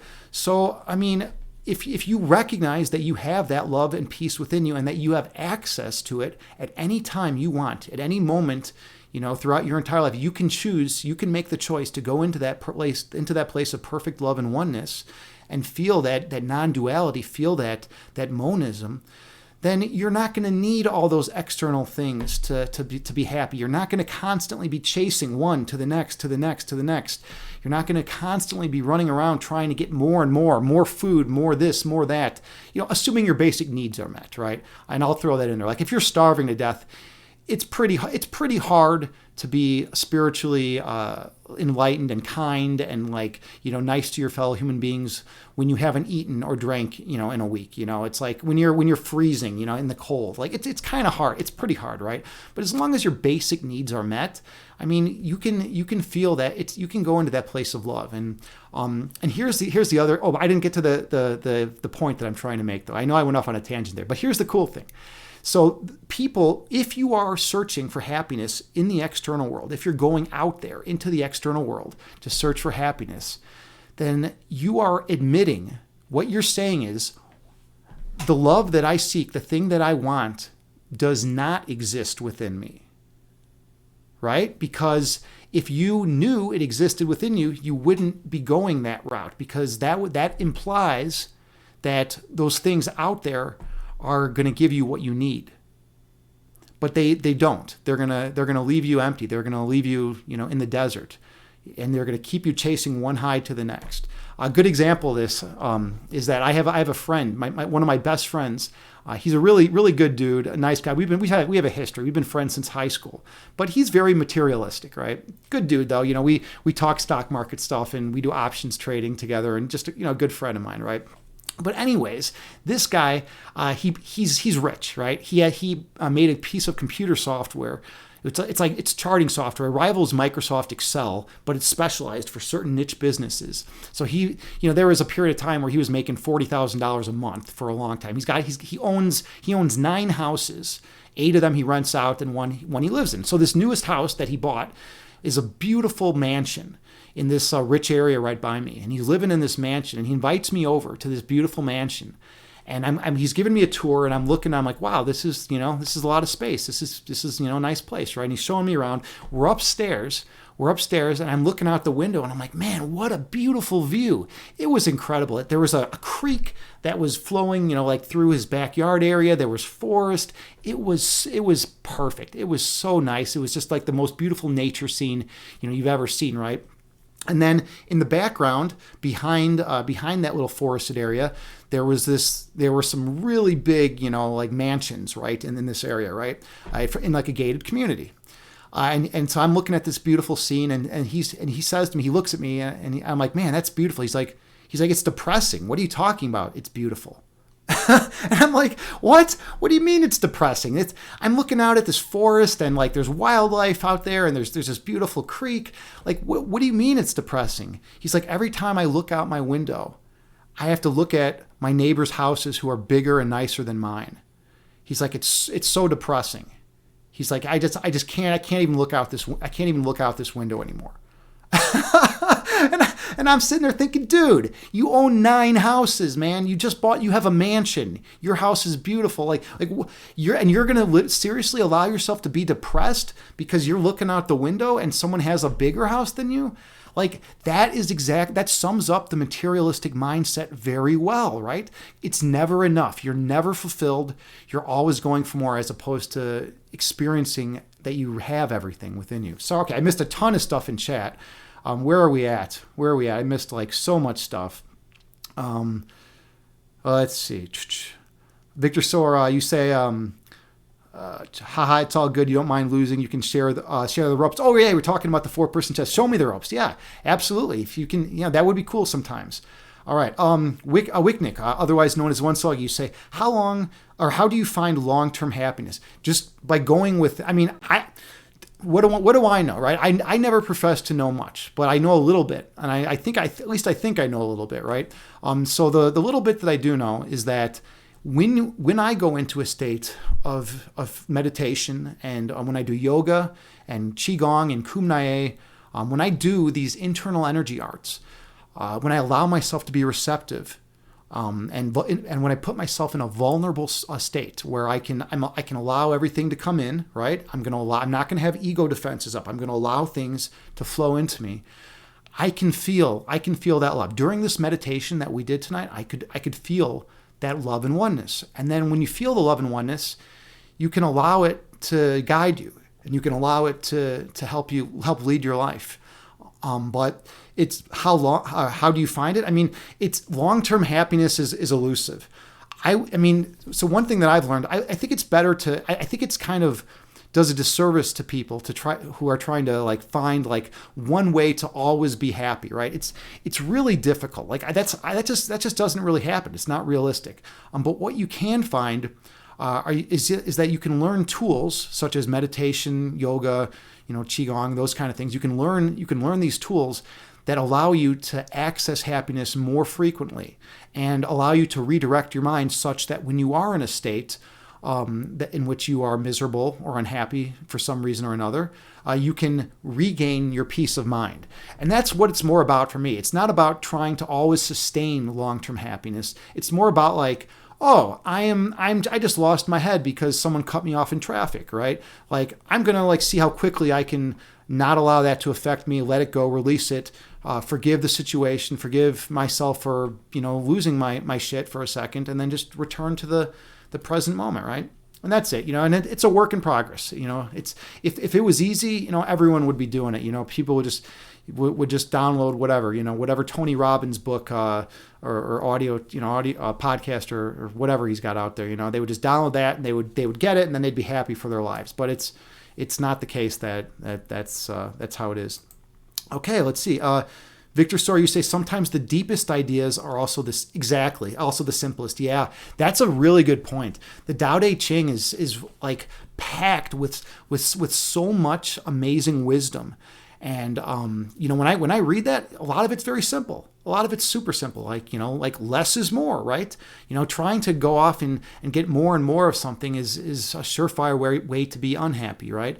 But sometimes less is more. Like I try to live a very minimalistic lifestyle. I don't like to have a ton of clutter around me. I have my books. I have things that inspire joy in me, but I don't have a ton of stuff, right? Because it's not going to make me happy. It's not going to do anything for me, right? In the long term. But yes, the Tao Te Ching is filled with really simple ideas that are incredibly deep, and they're also very paradoxical. A lot of times they confront they confront the Western view of materialism very well. I like that. I always love how it's like an awesome rebuttal to American capitalism. It's like no, have less. You don't need more and more to be happy. You need less and less to reach that state of happiness, right? Crit Bite, you say you like that one part. You said by seeking some new thing outside of you, so say that it's not already within. Exactly, right? Because why would you seek something outside if you knew you already had it inside, right? So if you're seeking happiness outside, that implies that you don't have it. That you don't have it inside, right? So of course you're going to be unhappy, right? That's cool that you picked up on that, man. That's a pretty deep concept, and usually when I say it, I think it just goes people don't like it or it doesn't resonate with them. Wicknick, you say, let me rephrase the question. How does one get rid of the numbness? Okay, that's tough too, right? Because like I've been through states where I've been incredibly depressed in my life, where I've had to go through, where I've just had long stretches of misery and existential angst and anxiety and fear and worry. And then I've gone through states where I've been able to like numb myself from that pain, right? And then those states are, it's better than being in a state of misery, right? But it's still not great because you're just numb, right? You're just like out there in the world and you're feeling like you don't even connect to anything, right? I would, for me personally, it's just via really going within and trying to just put in the work of meditation and yoga and just. I wish I had an easy answer. I mean, I've done a lot of reading. I feel like if your heart's in it, if you're willing to put in the work and willing to be open and receptive, then you can process all that information and you'll be led. It's like if you're willing to be open, something will come through, a force will come through and guide you down the right path. the path to where you're not going to be numb, where you can actually feel that love again. But it's tough. It's really tough. I remember the last time a girl broke my heart. I remember it felt like my heart was like closing in, right? It was closing in. It really felt like that. It was, and I almost felt like a physiological response, in my heart area. It was crazy, right? And then I like went numb for months after that. I just was so despondent. I was so distraught. And then you slowly over time you come out of it. You start feeling a little bit of love and compassion and whatnot. For the people around you and for yourself. And that's another thing. A lot of people, the number one thing that I preach is forgiveness. I think forgiveness is the key to everything. If you can perfectly forgive yourself, everyone else, and every situation that you encounter, I believe you are the embodiment of enlightenment. That is, of course, that's like the most difficult thing to do. But a lot of people have the most difficulty with forgiving themselves. Like we're our own worst critic. It's tough. It's so tough to do the work to forgive yourself and to allow yourself to just experience that love and light. There's this voice. The ego wants you to feel like you're little. It wants you to feel like you're nothing, like you're insecure, like you're not worthy of love. And that's how it survives. That's how the ego mind survives, by trying to convince you that you're not worthy of your love, that you're tainted, that you're imperfect, that you're toxic, that you're sick, that you're cruel, that you're small. It wants to convince you of all these things, but that's all bullshit. That's all bullshit. That's all what the ego mind wants you to think, right? Because basically, some people who aren't happy, who feel that way about themselves, want to try to make themselves feel better, so they project all that ego shit onto other people, because then they feel, hey, their idea is, if I can project this onto another human being, then I can get rid of it. I won't feel as bad about my own wretched existence. And so what they do is they follow the ego. But here's the thing. It's a futile attempt. If you try to take something within you and put it on another human being, that idea never actually leaves its source. It always stays within you. So, and then people who do that just feel worse in the long term, because then they're like making other people sick and toxic and trying to do all this. But I like to just try to bypass the ego and just connect directly with the love and light within that other person. And that connection, if you can do that, if you can accomplish that, then none of that ego stuff will matter. It's like if the person's, yelling at you or has passive aggressive attacks, it won't even faze you. You'll laugh it off, because you realize that deep down that person's essence is the same as yours. And that essence is pure love. If you're identical to everyone around you, if you're identical to everyone in the world, if you have the same essence, then it makes no sense to ever be mad at another human being.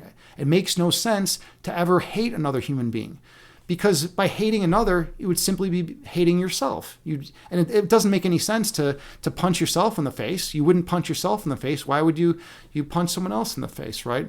And I'm being a little, I'm using some imagery here, right? Okay, let's see. Victor Shore, you say, that's what I was afraid of, Vic. Oh, you think you don't ever get rid of numbness. Okay, Victor Shore, then you say, my experience is that you have to face it. That's another big thing. That's another big lesson in life. And that's something that I actually have had to do a tremendous amount of, is to go into the fear. So here's what I did. Most people run away from any beliefs that they have that cause them pain and suffering and insecurity and fear, because they're scary. They're scary ideas. It's like, oh no, I hold this belief right here, and this belief right here, let's call it X, contradicts with this other belief I hold, which is not X. All right, so you have X and not X. So you have these two beliefs that are contradicting one another.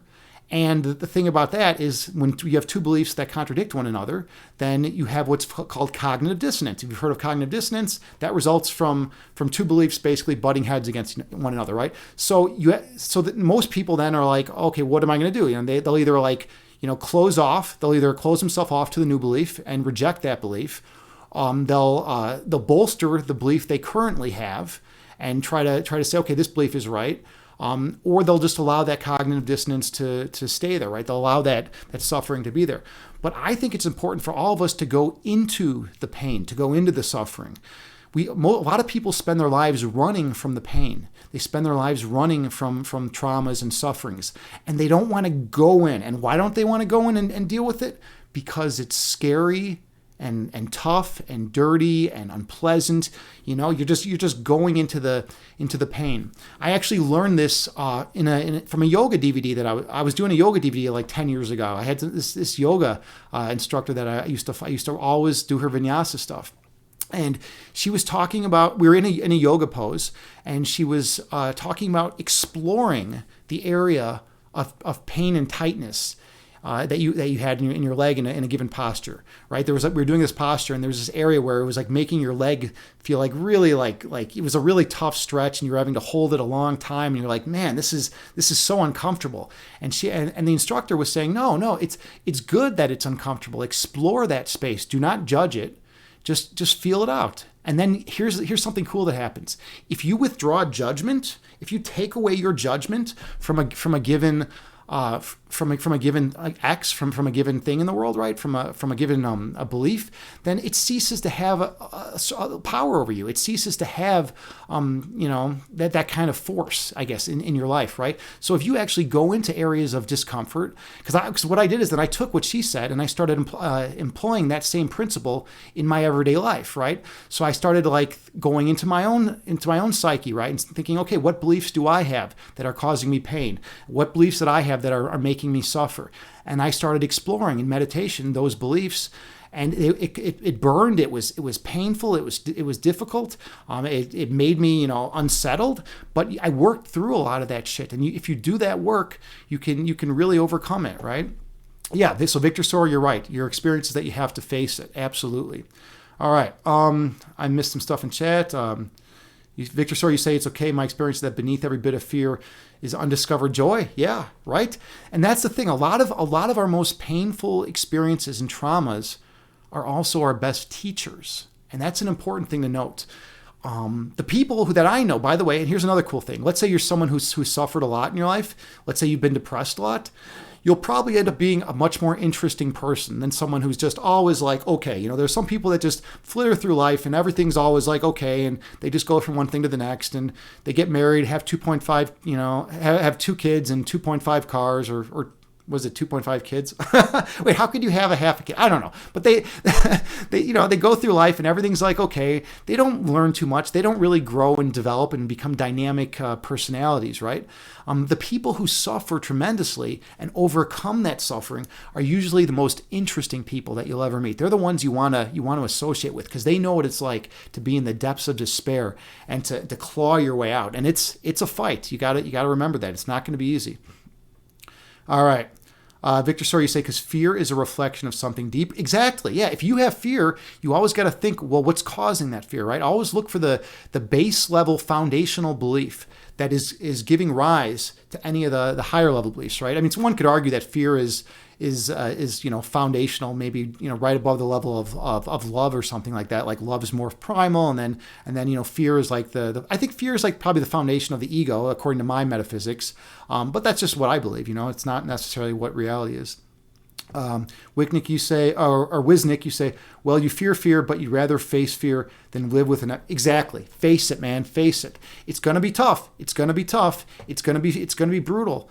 I'm a philosopher. Those of you who don't know, I don't know if everyone in this chat knows this, but I have a master's degree in analytic philosophy. That's one thing I pursued in my life. I wanted to become a philosophy professor for a period of time. I wanted to learn about philosophy, and I wanted to learn the analytic school. So I went and got my master's in analytic philosophy, and I specialize in philosophy of mind, philosophy of science, and metaphysics. And I love philosophy. And the cool thing about philosophers is that the good ones, at least, are willing to go into any areas of conflict in their minds. They're willing to go in there and explore those areas. They're willing to go through the pain in order to reap the reward of joy and love and light in their lives, right? And same thing with yogis. Yogis, the good ones, are willing to go into those areas of discomfort to overcome and become evolved human beings, right? And same thing with people who teach guided meditation people, right? And all sorts of people, sound healers, right? And anyone who's willing to put in the time and energy and go in and face their fears is going to become an incredible human being once they overcome it, right? And at the same time, it's all done in moderation, right? You wouldn't ask a 7-year-old. You wouldn't be having this conversation with like a 7-year-old because they don't even have the conceptual apparatus to know what that means, right? But once someone reaches a certain age and they have a certain level of foundational wisdom about them, then you can talk to them about this kind of stuff. All right, let's see. Wiznick, you say, well, then maybe my fear is stronger than your numbness. Maybe. I mean, you're the only one who could answer that, but it's tough. It's really tough. It's so. I mean, what you're going through is incredibly difficult, And I would never get up here and say that my life is nothing but pure love and joy all the time. There's plenty of times where I'm angry or fearful or anxious or I don't feel contentment, right? But when I have those states, I now at least feel confident enough to be like, okay, well, I lost my shit, right? Now how do I regain it? And then it's like, oh yeah, I just have to go back into the state of pure love within me. Let me slow down. Let me pause myself, and not get sucked into this ego battle with the guy at the gas station, right? I'm going to, just go and sit down for a minute and regain my composure.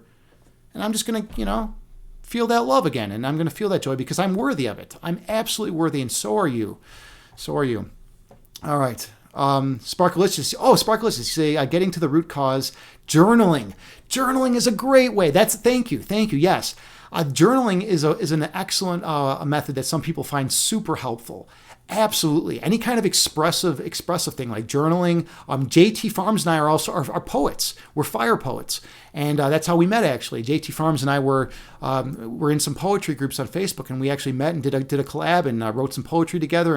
And we both have found that poetry is an amazing medium in which to get out some deep-seated insecurities and fears and beliefs that may not be serving us well, right? So we use that. But some people find painting, right? Some people find painting to be have incredible and instrumental value, right? Some people love painting. Some people love drawing. I mean, whatever artistic medium you have. Some people sing. Some people dance.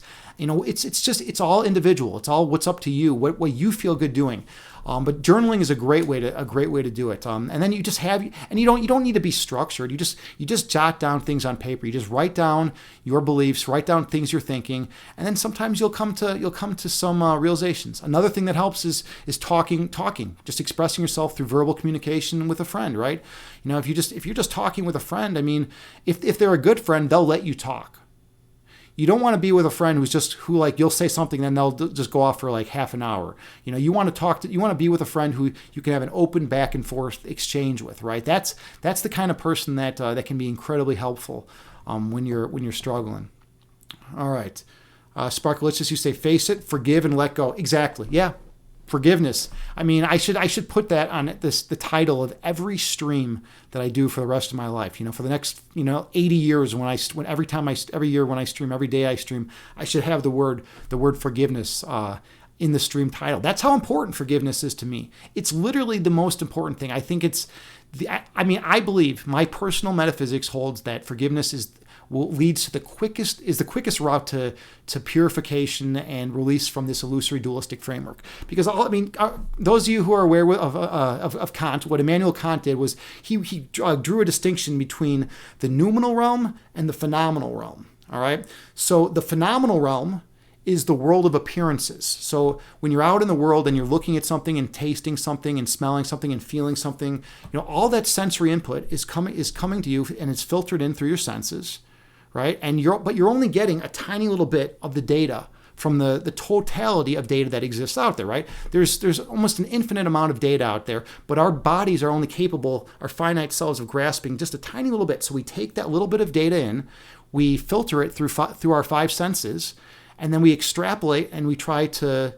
And we create our perception of how we see the world, right? And the whole way we see the world and the whole way we live in the world is in this external world is simply based off of this tiny little bit of data that we've got polluted by our 5 senses, right? So that's what's called the phenomenal realm. And we got to live in this phenomenal realm. We have to go to work, we have to eat, we have to nourish our bodies, we have to sleep, right? We have to do things in the phenomenal world, right? But it's not capital T truth. The phenomenal world is not how things actually are. It's how they appear to be from our finite perspective. And Kant drew this distinction during the Enlightenment, in the end of the Enlightenment in the 1800s. Kant was like, hey, look, check this out. Here's this idea. So that's the phenomenal world. And then according to Kant, capital T truth exists in the noumenal realm. Now, the noumenal realm consists of things as they are in themselves. So it would be like if we didn't exist, if I didn't exist, or if like humanity didn't exist, how things would actually be from a capital T truth perspective, from an objective truth perspective, right? If we weren't even here to look at things via a polluted lens, because we can't see the whole picture from a finite perspective, right? So we have the noumenal realm and we have the phenomenal realm. In the phenomenal realm, we have things like science, right? Because science works great because it's puzzle solving, it's problem solving, right? We have induction. We can be like, hey, the sun rose every day, so it's going to raise tomorrow, right? We have we can do all sorts of stuff. We can build bridges and cure diseases and do stuff like that, right? We can drive fast cars and go to the moon. And that's all stuff in the phenomenal realm. But it's not how things actually are in capital T truth, in the noumenal realm. In the noumenal realm, things just are. There are no value judgments associated with things. Everything just is. And all that exists in that noumenal realm is, and then there's a million variations. You can go from Kant's metaphysics, but in my metaphysics, all that exists in the noumenal realm is pure love, is that pure love and oneness. And so we have that at our core, but we get distracted through this dirty lens that we're looking at because all our perceptions and beliefs are filtered in through 5 senses and we don't have enough data. Okay, anyways, I got to drink some water. Oh, hydrate. Hydrating is so important. All right, that was good. That was really good. All right, where are we at here? I think I missed some stuff in chat. All right, let's see. Victor, so you say you think this means that ultimately you are devoted to truth and life. I think he is. I think Wisnik is. I can see it in him. I think that's why I always smile when he comes to chat, because I can see it in you, dude. You deep down, you want to know. You have that heart of a philosopher. You have that. You want to know. You want to be happy. You're not content for just the same old stuff, the same routine, right? The fact that you come to meditation chat and you meditate and you hang out here and you ask questions shows that you care. And anyone who cares has a chance. It's the people that don't care. Those are the ones that. What are you going to do, right? If someone okay, I'm a chess teacher. That's what that's my main source of income in life, right? And I'll get a group of, I taught a group of 18 kindergarten through second graders today. I was teaching chess, right? Picture this, me in a class of 8, and I got 18, kindergarten through second graders, right? I'm teaching them chess today. The students that are there that care, that actually want to learn, those are students I can reach. Those are students that are going to learn and they're going to grow and they're going to get better. And you care. You're one of those people. In life, you're observant. You notice things. You try, right? It's the people that don't care. The kids that I have that don't care about chess, they never learn anything. Or if they do, it's just the most finite amount of data. It's not much at all. But you care, so you're gonna do good things. It's going to be a battle, though. It's not going to be easy, but the reward is going to be greater. It's like, okay, if you're a person that doesn't care, you kind of go along on this trajectory, right? And that's your life, right? If you do care, a lot of times you have to go lower. You have to go down and deal with all this stuff at the foundation, get your beliefs in alignment with truth, and then you end up overcoming it all and going way up, and you feel that perfect love and oneness, and that's a sign of someone that's evolving, right? And you're that person. I can sense it in you. All right, Victor, so you say in yoga the word is vidya, truth. Yeah, right. I wish I knew more of the philosophy behind yoga. I've read some. I've done a lot. I do all the poses all the times. I do tons of hatha yoga, which is I do Bikram yoga primarily, which is 26 postures from the hatha yoga set that are done in a room of 105 degrees Fahrenheit. I do vinyasa. I do yin. And I do a little bit of other yoga as well. But I know a lot about the postures, but I haven't actually studied the philosophy nearly as much. So I want to learn more about that. That's one of my goals, actually, is to learn more about the yogic philosophy. Okay. Hey, Kevin Edward Music is here. How are you doing, friend? Good to see you, buddy. Kevin Edward is an awesome streamer here on Twitch. I love Raiden, the guy. He's a super, super kind, nice human being. And he's a talented musician. It's like you go in there and you can request songs and you have a good time. He's got such a good vibe in his chat. He's got such good people that hang out in his chat. Definitely check him out. Drop him a follow. I love supporting the arts, supporting musicians, supporting artists. It's one of my favorite groups to be around, because musicians and artists they're free people. They're free. And when I say free, you might not know what I mean. What I mean is they allow themselves to tap in to the divine energy. They allow themselves to be receptive, and then they sit there and they can play and they can flow and they can be in rhythm, and it's a very non-conscious process, right? You're not sitting there thinking, okay, I gotta play these keys, right? If you're playing the keyboard, you're not like, oh, I gotta first do this and then this and this. No, you just let it organically flow, right? You let it naturally flow. And so they're able to tap in and be more sensitive. So I love supporting them, because we tend to have good conversations too. All right. So where else are we at here? Hey, Herbert Smithens is here. Good to see you. Good to see you, friend. How are you doing tonight? How's everything going with you? We got done with the meditation a bit ago. We've been talking philosophy. We were talking about Kant's distinction between the phenomenal and noumenal realms. We did some philosophy of mind, stuff like that too. And I played chess earlier too, because that's something I like to do on here now. Let's see. Herbert, you say, have you researched traditional meditation techniques from places like India? Yeah, absolutely. I've done a ton of guided meditations over my life. So my experiences, when I was a little kid, one of my best friends, who had five doors down from me, was from India. His mother was 100% Indian. His dad was just this white dude who went to India and married the mom, and they came back here and then moved here, right? And then so he's half Indian. But anyways, he grew up five doors down from me, and they had a prayer room in their house. And now I grew up with no religion. It's very odd, right? Normally people in America are like, oh, I'm a Christian, or oh, I'm whatever, right? People are raised with some form of religion. I was raised with zero religion. For me, the word God wasn't even a thing, right? That wasn't even a thing in my household. No one said the word God. It just wasn't even, it didn't matter. It had no consequence. It had no significance. It had no importance. It was just it had the same amount of importance as a stick of butter, right? It was literally that's how I was raised, right? So I'm over at my friend's house though, as a kid. I forget how old I was. I was maybe, I don't know, I want to say 11 or 9 or 13. Maybe I was 100, right? I don't know. Who knows? I was like a little kid, right?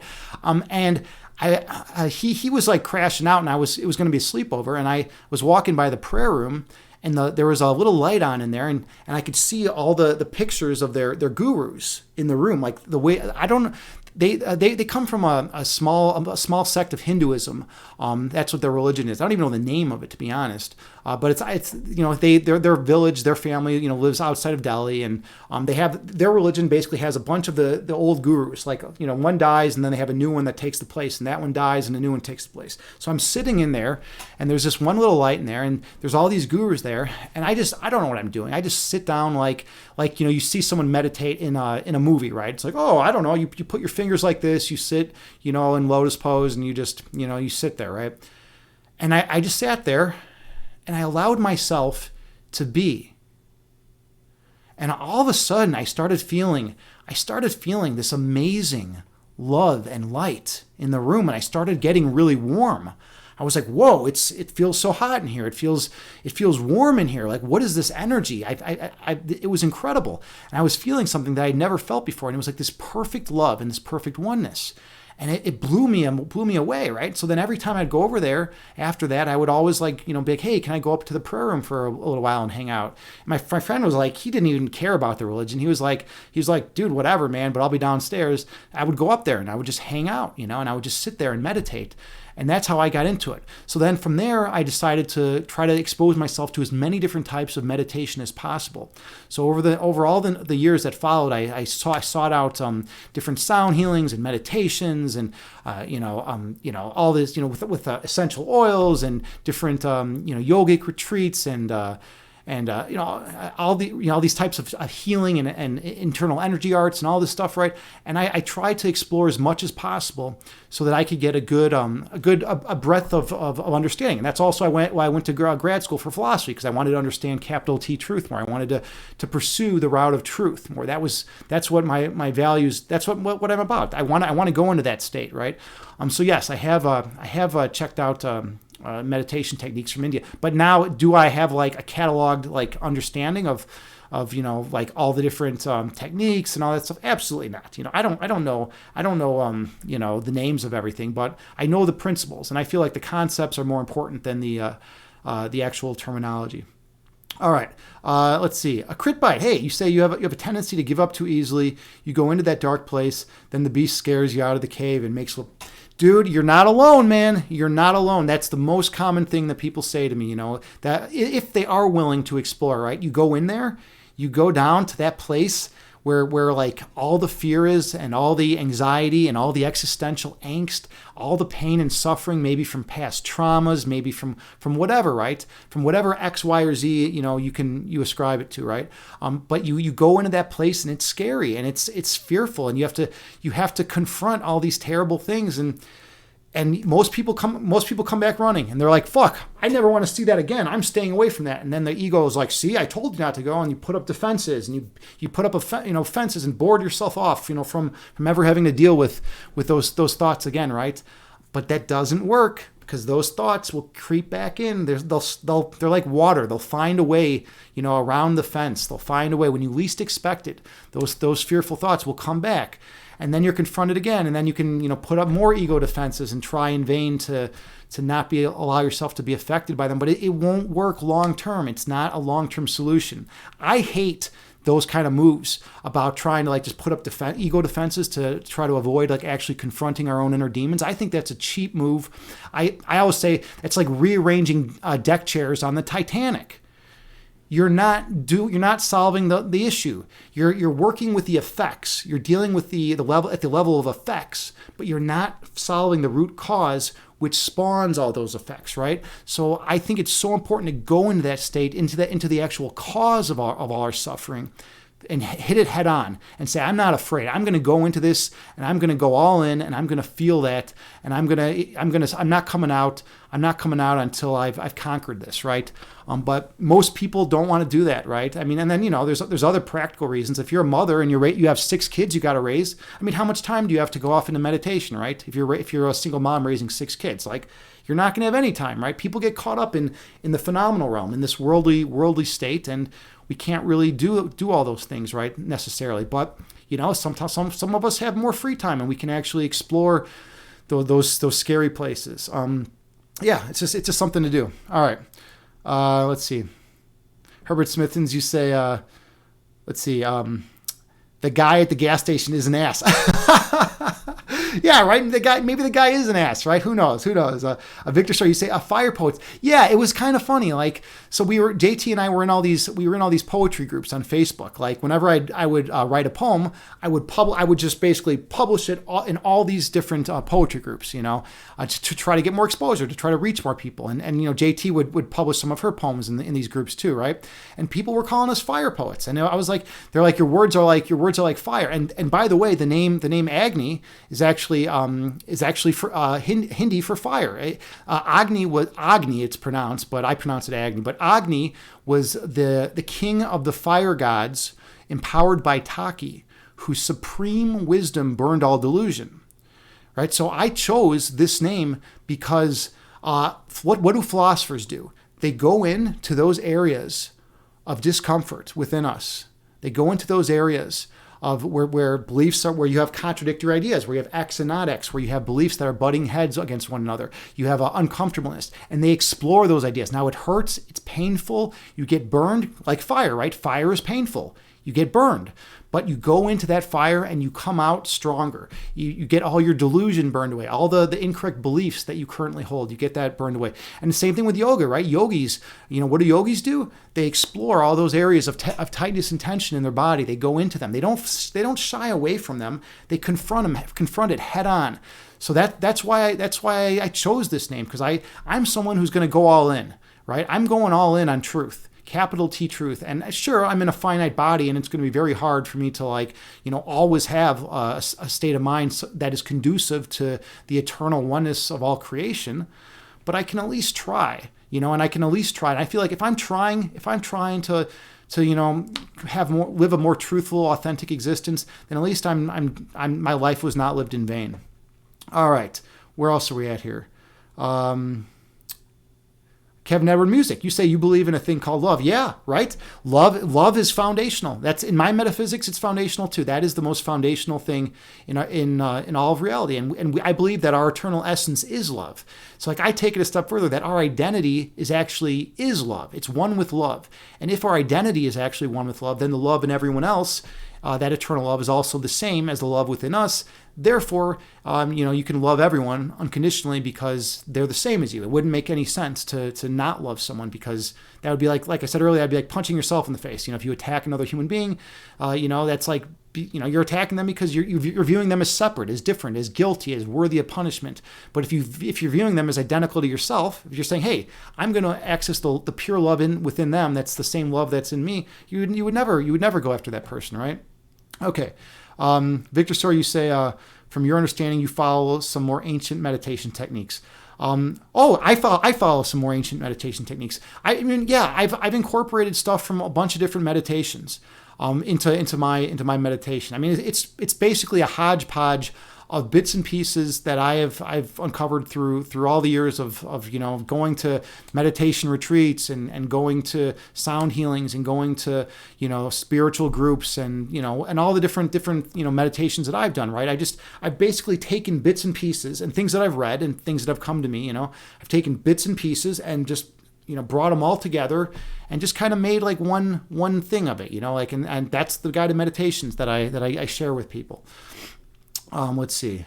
Herbert Smithens, you say you can't handle hot yoga. Well, you're not the only one. We have a lot of people come into to 105 degree Fahrenheit room, and they start sweating, and they're like, this is too much. I don't want any part of this, right? And the funny thing is, it's like you'd think like the really big jack dudes, like the guys that are huge and ripped, would be really good at Bikram yoga. They come in, they just go down. They just get knocked out. They get knocked on their ass. Like when I first went in, man, it was so brutal, and it's brutal now, but in a different way. It's so tough to be in there working for 90 minutes in a 105 degree Fahrenheit room, and you're working as hard as you can. You're giving it your all. You're giving every ounce of your being to that yoga. And if you give everything within you to that yoga will give everything within it to you. It reciprocates, and that's why I love yoga so much, because you definitely gain by giving. And that's like the main principle of eternal reality. It's not the principle of the ego. The ego wants us to think that if we give something, then we're going to starve and we're going to have less. But in reality, in capital T truth, if you give, you gain, you gain something in return. Okay. Let's see. Herbert Smithens, you say, did you read the Vedas? You're probably spelling wrong. Yeah, there's no H. There's no H in the Vedas.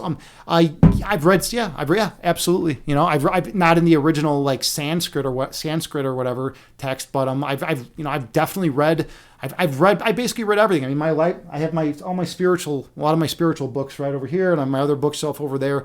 I mean, there was a long stretch in my life where I was a complete recluse. I would just sit home and I would just read like Buddhism and Hinduism and and all the books, the Tao Te Ching, all the books that I could find, that had different ideas about spirituality and love and whatnot.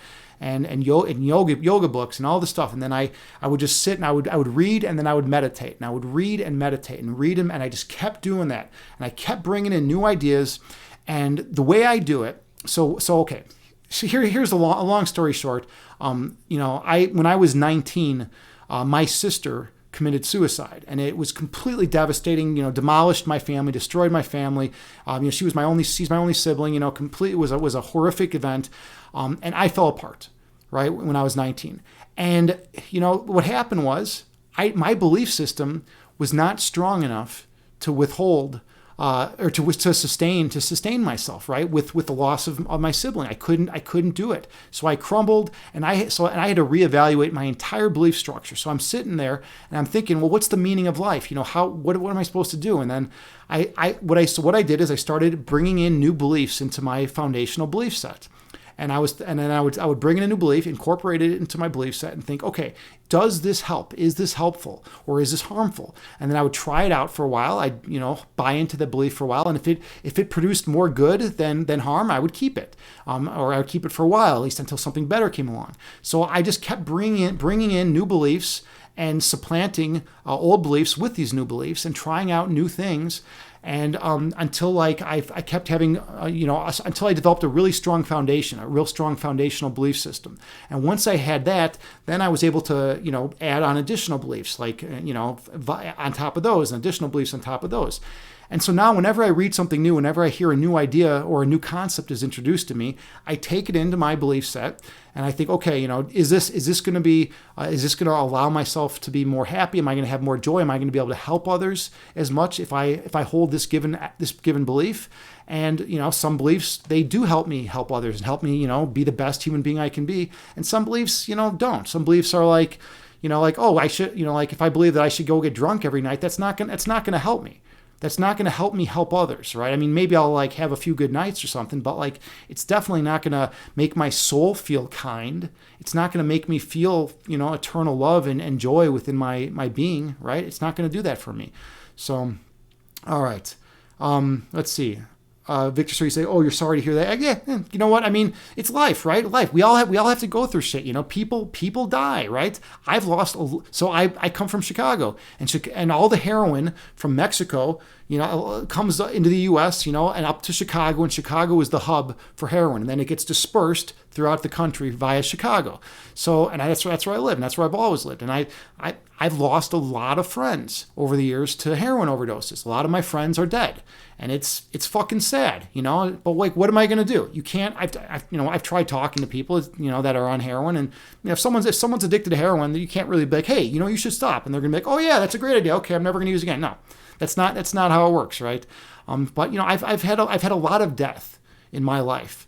A lot of people have died around me, and you just kind of accept it. At some point, you have to accept it that and anyone could go at any given moment, right? It's just the way of the world. It's how things go. But yeah, that's such is life.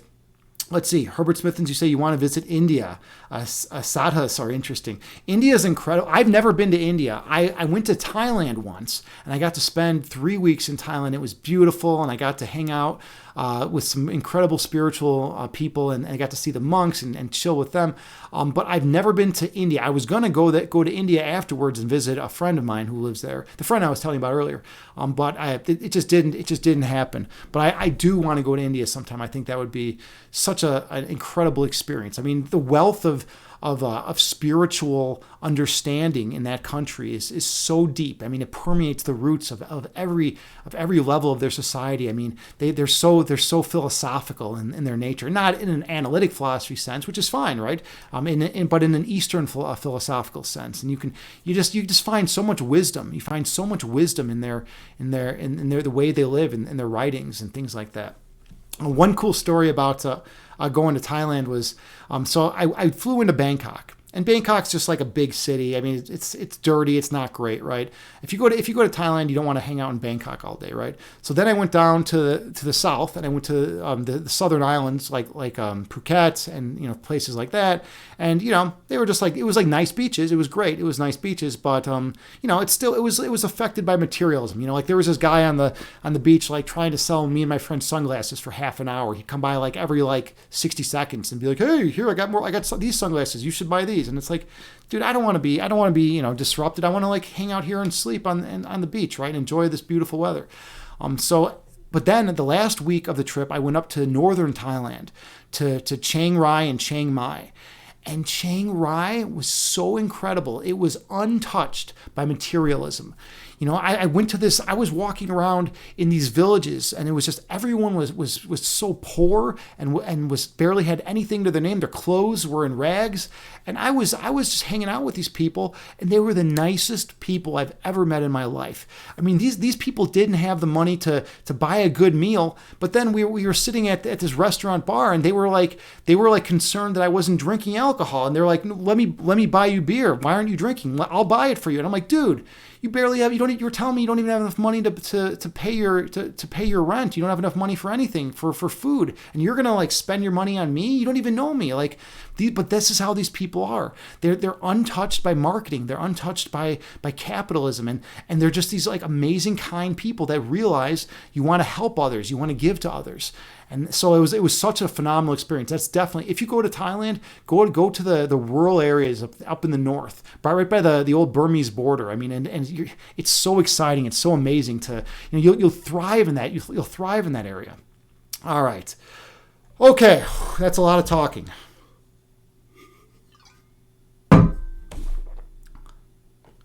I mean, am I worn out?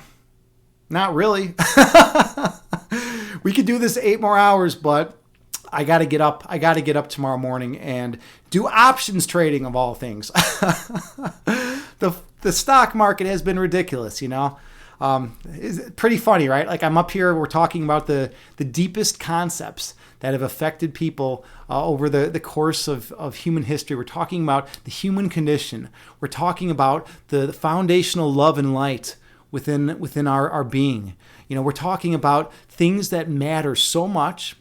And then I'm sitting here saying, yep, tomorrow morning I got to wake up and do options trading. It's like it's like the complete antithesis, It's like the perfect contrast, We have the pure oneness where like you have everything, and then like the stock market, it's all human psychology and all ego and like driven by greed and fear. It's, you know what? To each his own, right? To each his own. All right, where are we at here in chat? JT Farms, you say breathe. Yeah, I do need to breathe. I guess I haven't taken a breath in a while. Holy shit. Uh-oh. Kitten's Kung Fu has entered the house.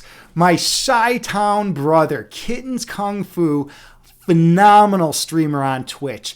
Super nice, authentic guy. He has the most beautiful cat named Mia. She actually streams. He's actually her puppet. So she basically directs everything, and then he goes on the stream and, pretends that like he's actually saying those words, but she's actually doing a ventriloquist act. He's a Qigong expert. He's phenomenally trained in the martial arts. He's an incredible warrior, I call him. He's like a warrior, but he's also spiritual because of his Qigong training. He knows meditation. Super amazing, authentic dude. Check him out. Drop him a follow. I guarantee you will love him. I mean, there are not many people on Twitch that stream Qigong. I know of 2, I think. I think it's you and it's Mel's Camp, right? Maybe there's a couple other people here and there that do it, but for the most part, their Qigong streamers are in short supply. So whenever you get out there and you're streaming Qigong, man, it's something special. You bring a lot to the community. How you been, man? You say she runs the show. Yeah, Mia runs the show. That's how it goes. That's how it goes in the Kitten's Kung Fu world, right? And Parmenides runs the show too sometimes. But like, I don't know. Sometimes it's a little too much, It's a little too much, especially on stream. Like I brought her over here the other day, and I was doing a shirtless stream because Christine the Bean cashed in 50,000 channel points, and then JT cashed in. What did she cash in? The redemption for the cat. No, it was Danny John. And then so I had the cat on my neck, and she didn't want a beer. I was like holding her here, and she's like, Parmenides is like clawing my face and like going crazy. It was a messed up situation, man. Thank you so much, Herbert Smithens, for the 100 bits. Much appreciated, man. Super appreciated. And JT earlier, thank you so much for that subscription. Super appreciated as well. It really it makes me you hit me. You strike a nerve, man. You strike a nerve whenever you everything you do. You're the best moderator a human being could ask for. Okay. Kittens, you say that was an epic shout out. Thank you, brother. Well, thank you. Thank you for all that you've done. You know, you said when you came here, Grace Yoga was a huge inspiration to you when you first started streaming, and that was primarily the reason why you started streaming. Grace, I have nothing but good things to say about Grace. I mean, I could extol the virtues of Grace Yoga for like an hour, but like, you know, I can't do that right now, you know. Yeah, you were an influence on me. You definitely influenced me to stream, man. I loved how real you were. You know, there was no pretense. There was no arrogance. You just come out, and you're like, hey, you know, how's everyone doing? You know, like, you know, hi, I'm Kittens Kung Fu. You know, I'm Keith. You know, like I'm going to show you some stuff that I've learned that's helped me in my life. You know, and like you're doing amazing qigong. You're teaching people. You're showing people these internal energy arts, and then you're also like doing like crazy powerlifting, man. It's amazing, you know, and you do martial arts. You're from Chicago on top of that. It doesn't get any better than that. All right, we are gonna be wrapping up soon. Let's see, Kittens, you say Nine Inch Nails have been touring and they sound really good so far. Yeah. Oh, Nails is always gonna have a very, very close place in my heart. I love Nine Inch Nails so much. That band has influenced me so much over the years, in many ways. But one of the funniest things about Nine Inch Nails, and a lot of people don't know this, is Trent started off in a band called, like, I think it was like Option 22. It was like maybe his first band, and it was so bad. It was terrible. And it was like a joke, and it was like so bad. And it's like, you know, you watch it and you're like cringing a little bit. And this is Trent Reznor, the guy who grew up to be Nine Inch Nails, the dude who evolved. He evolved to become like this amazing thing, and now he's making soundtracks for Hollywood movies. He's like winning like all these awards, and he's just this amazing human being. And another not well-known fact about Trent Reznor, where do you think he gets all his energy from? This is kind of interesting. I wonder if anyone in the chat knows this. Where does Trent Reznor get all his energy from? And early on in his career, it was drugs. But where did he, but then a shift happened around like 2003, 2004. So where does Trent Reznor get all his energy from? Does anyone know? This is kind of interesting. Maybe not. Maybe no one knows this. Trent Reznor is a yogi. And so a lot of times when he's recording, when he's in the studio, he'll do it in yoga poses. How fucking amazing is that? I have pictures. I've seen pictures of him in tree pose, putting down all the lyrics, doing all the vocals for tracks. He'll be in different yoga poses and singing. That's where he draws his strength from. That's where he draws his energy from. That's where he draws his power from. He is a yogi. Trent Reznor is a yogi. It's amazing, right? Maynard James Keenan, the lead singer of Tool, another big influence in my life. He also does yoga, right? I mean, it's amazing. You know, a lot of these musicians have tapped the power of yoga and the internal energy arts, and they bring it in, and that's where they can draw strength from. Victor Story, you say you did not know this? Yeah. Trent's a yogi. I couldn't believe it when I first saw that video of him he was in tree pose the entire time that he was laying down tracks for a given song. And I've seen him at concerts, you know, at given moments, you know, doing yoga moves and stuff like that. It's amazing. Trent is such an incredible guy. But anyways, Option 22, I think it's option something, some option and then some number it inspires me because like, it was such a joke, and then he became this amazing dude. So like, I feel like with like my poetry, for instance, you know, initially I was kind of scared. I was like a little reluctant to share my poetry, but then I saw like what Trent was doing at the beginning of his career, and I'm like, man, if he went through this fire and was so ridiculous and absurd, you know, in this hairband type thing, and then like he ended up becoming like Trent Reznor, like my most the musician that I had the most respect for in the world. Like it's pretty amazing. It's pretty amazing that he came that way. So I felt better about, you know, sharing my poetry and doing that. Victor Sir, you say, by the way, NAN has some of your favorite tracks. Absolutely. A very creative band was once your favorite band. Yeah, they are incredible. They are absolutely incredible. Those of you everyone should know Nine Inch Nails. Option 22. Yes, that's it. Option 22. Awesome. You know what? Maybe I could pull it up. Maybe I should pull up a little clip from it, and then we can watch it. Now that's how we'll end the stream. It'll be pretty good. Let me go check it out real quick. Let me find it. This is going to be a funny way to end the stream. Oops.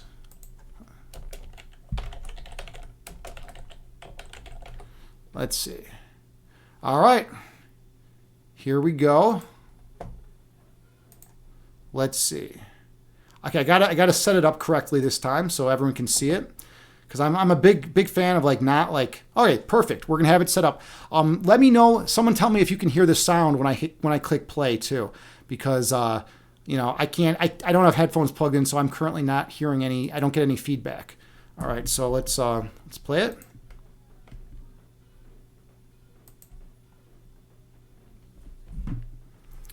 All right, just wait till they show Trent. They'll show him in just a second. He's obviously not the drummer here. All right, here he is. Here he is. Doing the head bob and everything. This is the god of music, Trent Reznor. This is his roots. This is where he started. Oh, I love it. I absolutely love it. It is so good. It is so funny. Yeah, I mean, if the god of music started here, if this is where he came from, then anything is possible. Then you know what? I don't feel bad about sharing my poetry. I didn't feel bad about sharing my artwork. If this is where it all starts. Look at that look. Look at that look. Oh wow, it's so amazing. It's wonderful. Low sound. All right, let me raise the sound. Let me get back to it and raise the sound. All right, hold on. Can everyone hear it? I'm turning it up. Can you all hear it now? Hold on a second.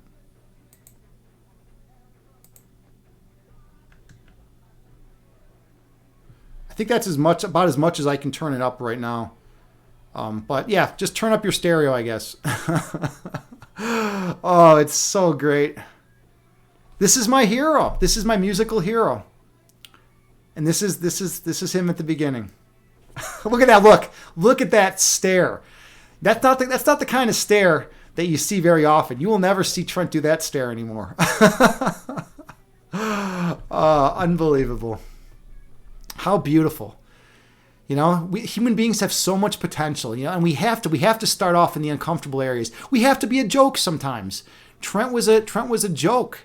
I mean, Trent was literally a joke in this band, but he made it. He did it. He persevered because he stuck with it. He had that desire to stick with it. Just so those we have less than a minute left of this, so it's not going to go too much longer. I just have to share this because it's look at that look. Oh, beautiful. What a thing of beauty. We've all come a long way. We've all come a long way. Anyone who ever is struggling, anyone who's ever struggling, just remember this was Trent Reznor at one point. So as bad as you feel about your situation, you were not this joke at one point. Oh man, it's great. All right. And that about does it. That's how Trent Reznor started. That's how he started out his existence. So, thank God for evolution. Thank God for people evolving. Thank God for people coming through. Kittens, yeah, you said that was amazing, isn't it? It's so incredible to see someone who has aspired to be and has become so much in their earliest state, in their inchoate state, right? It's amazing, man. Oh, I love it. But yeah, Victor, so you said there was no sound. Oh, you know what? Well, I guess that maybe it was low. JT, you say it was low sound. I think I don't know if I turned it up. Oh, I'm an idiot.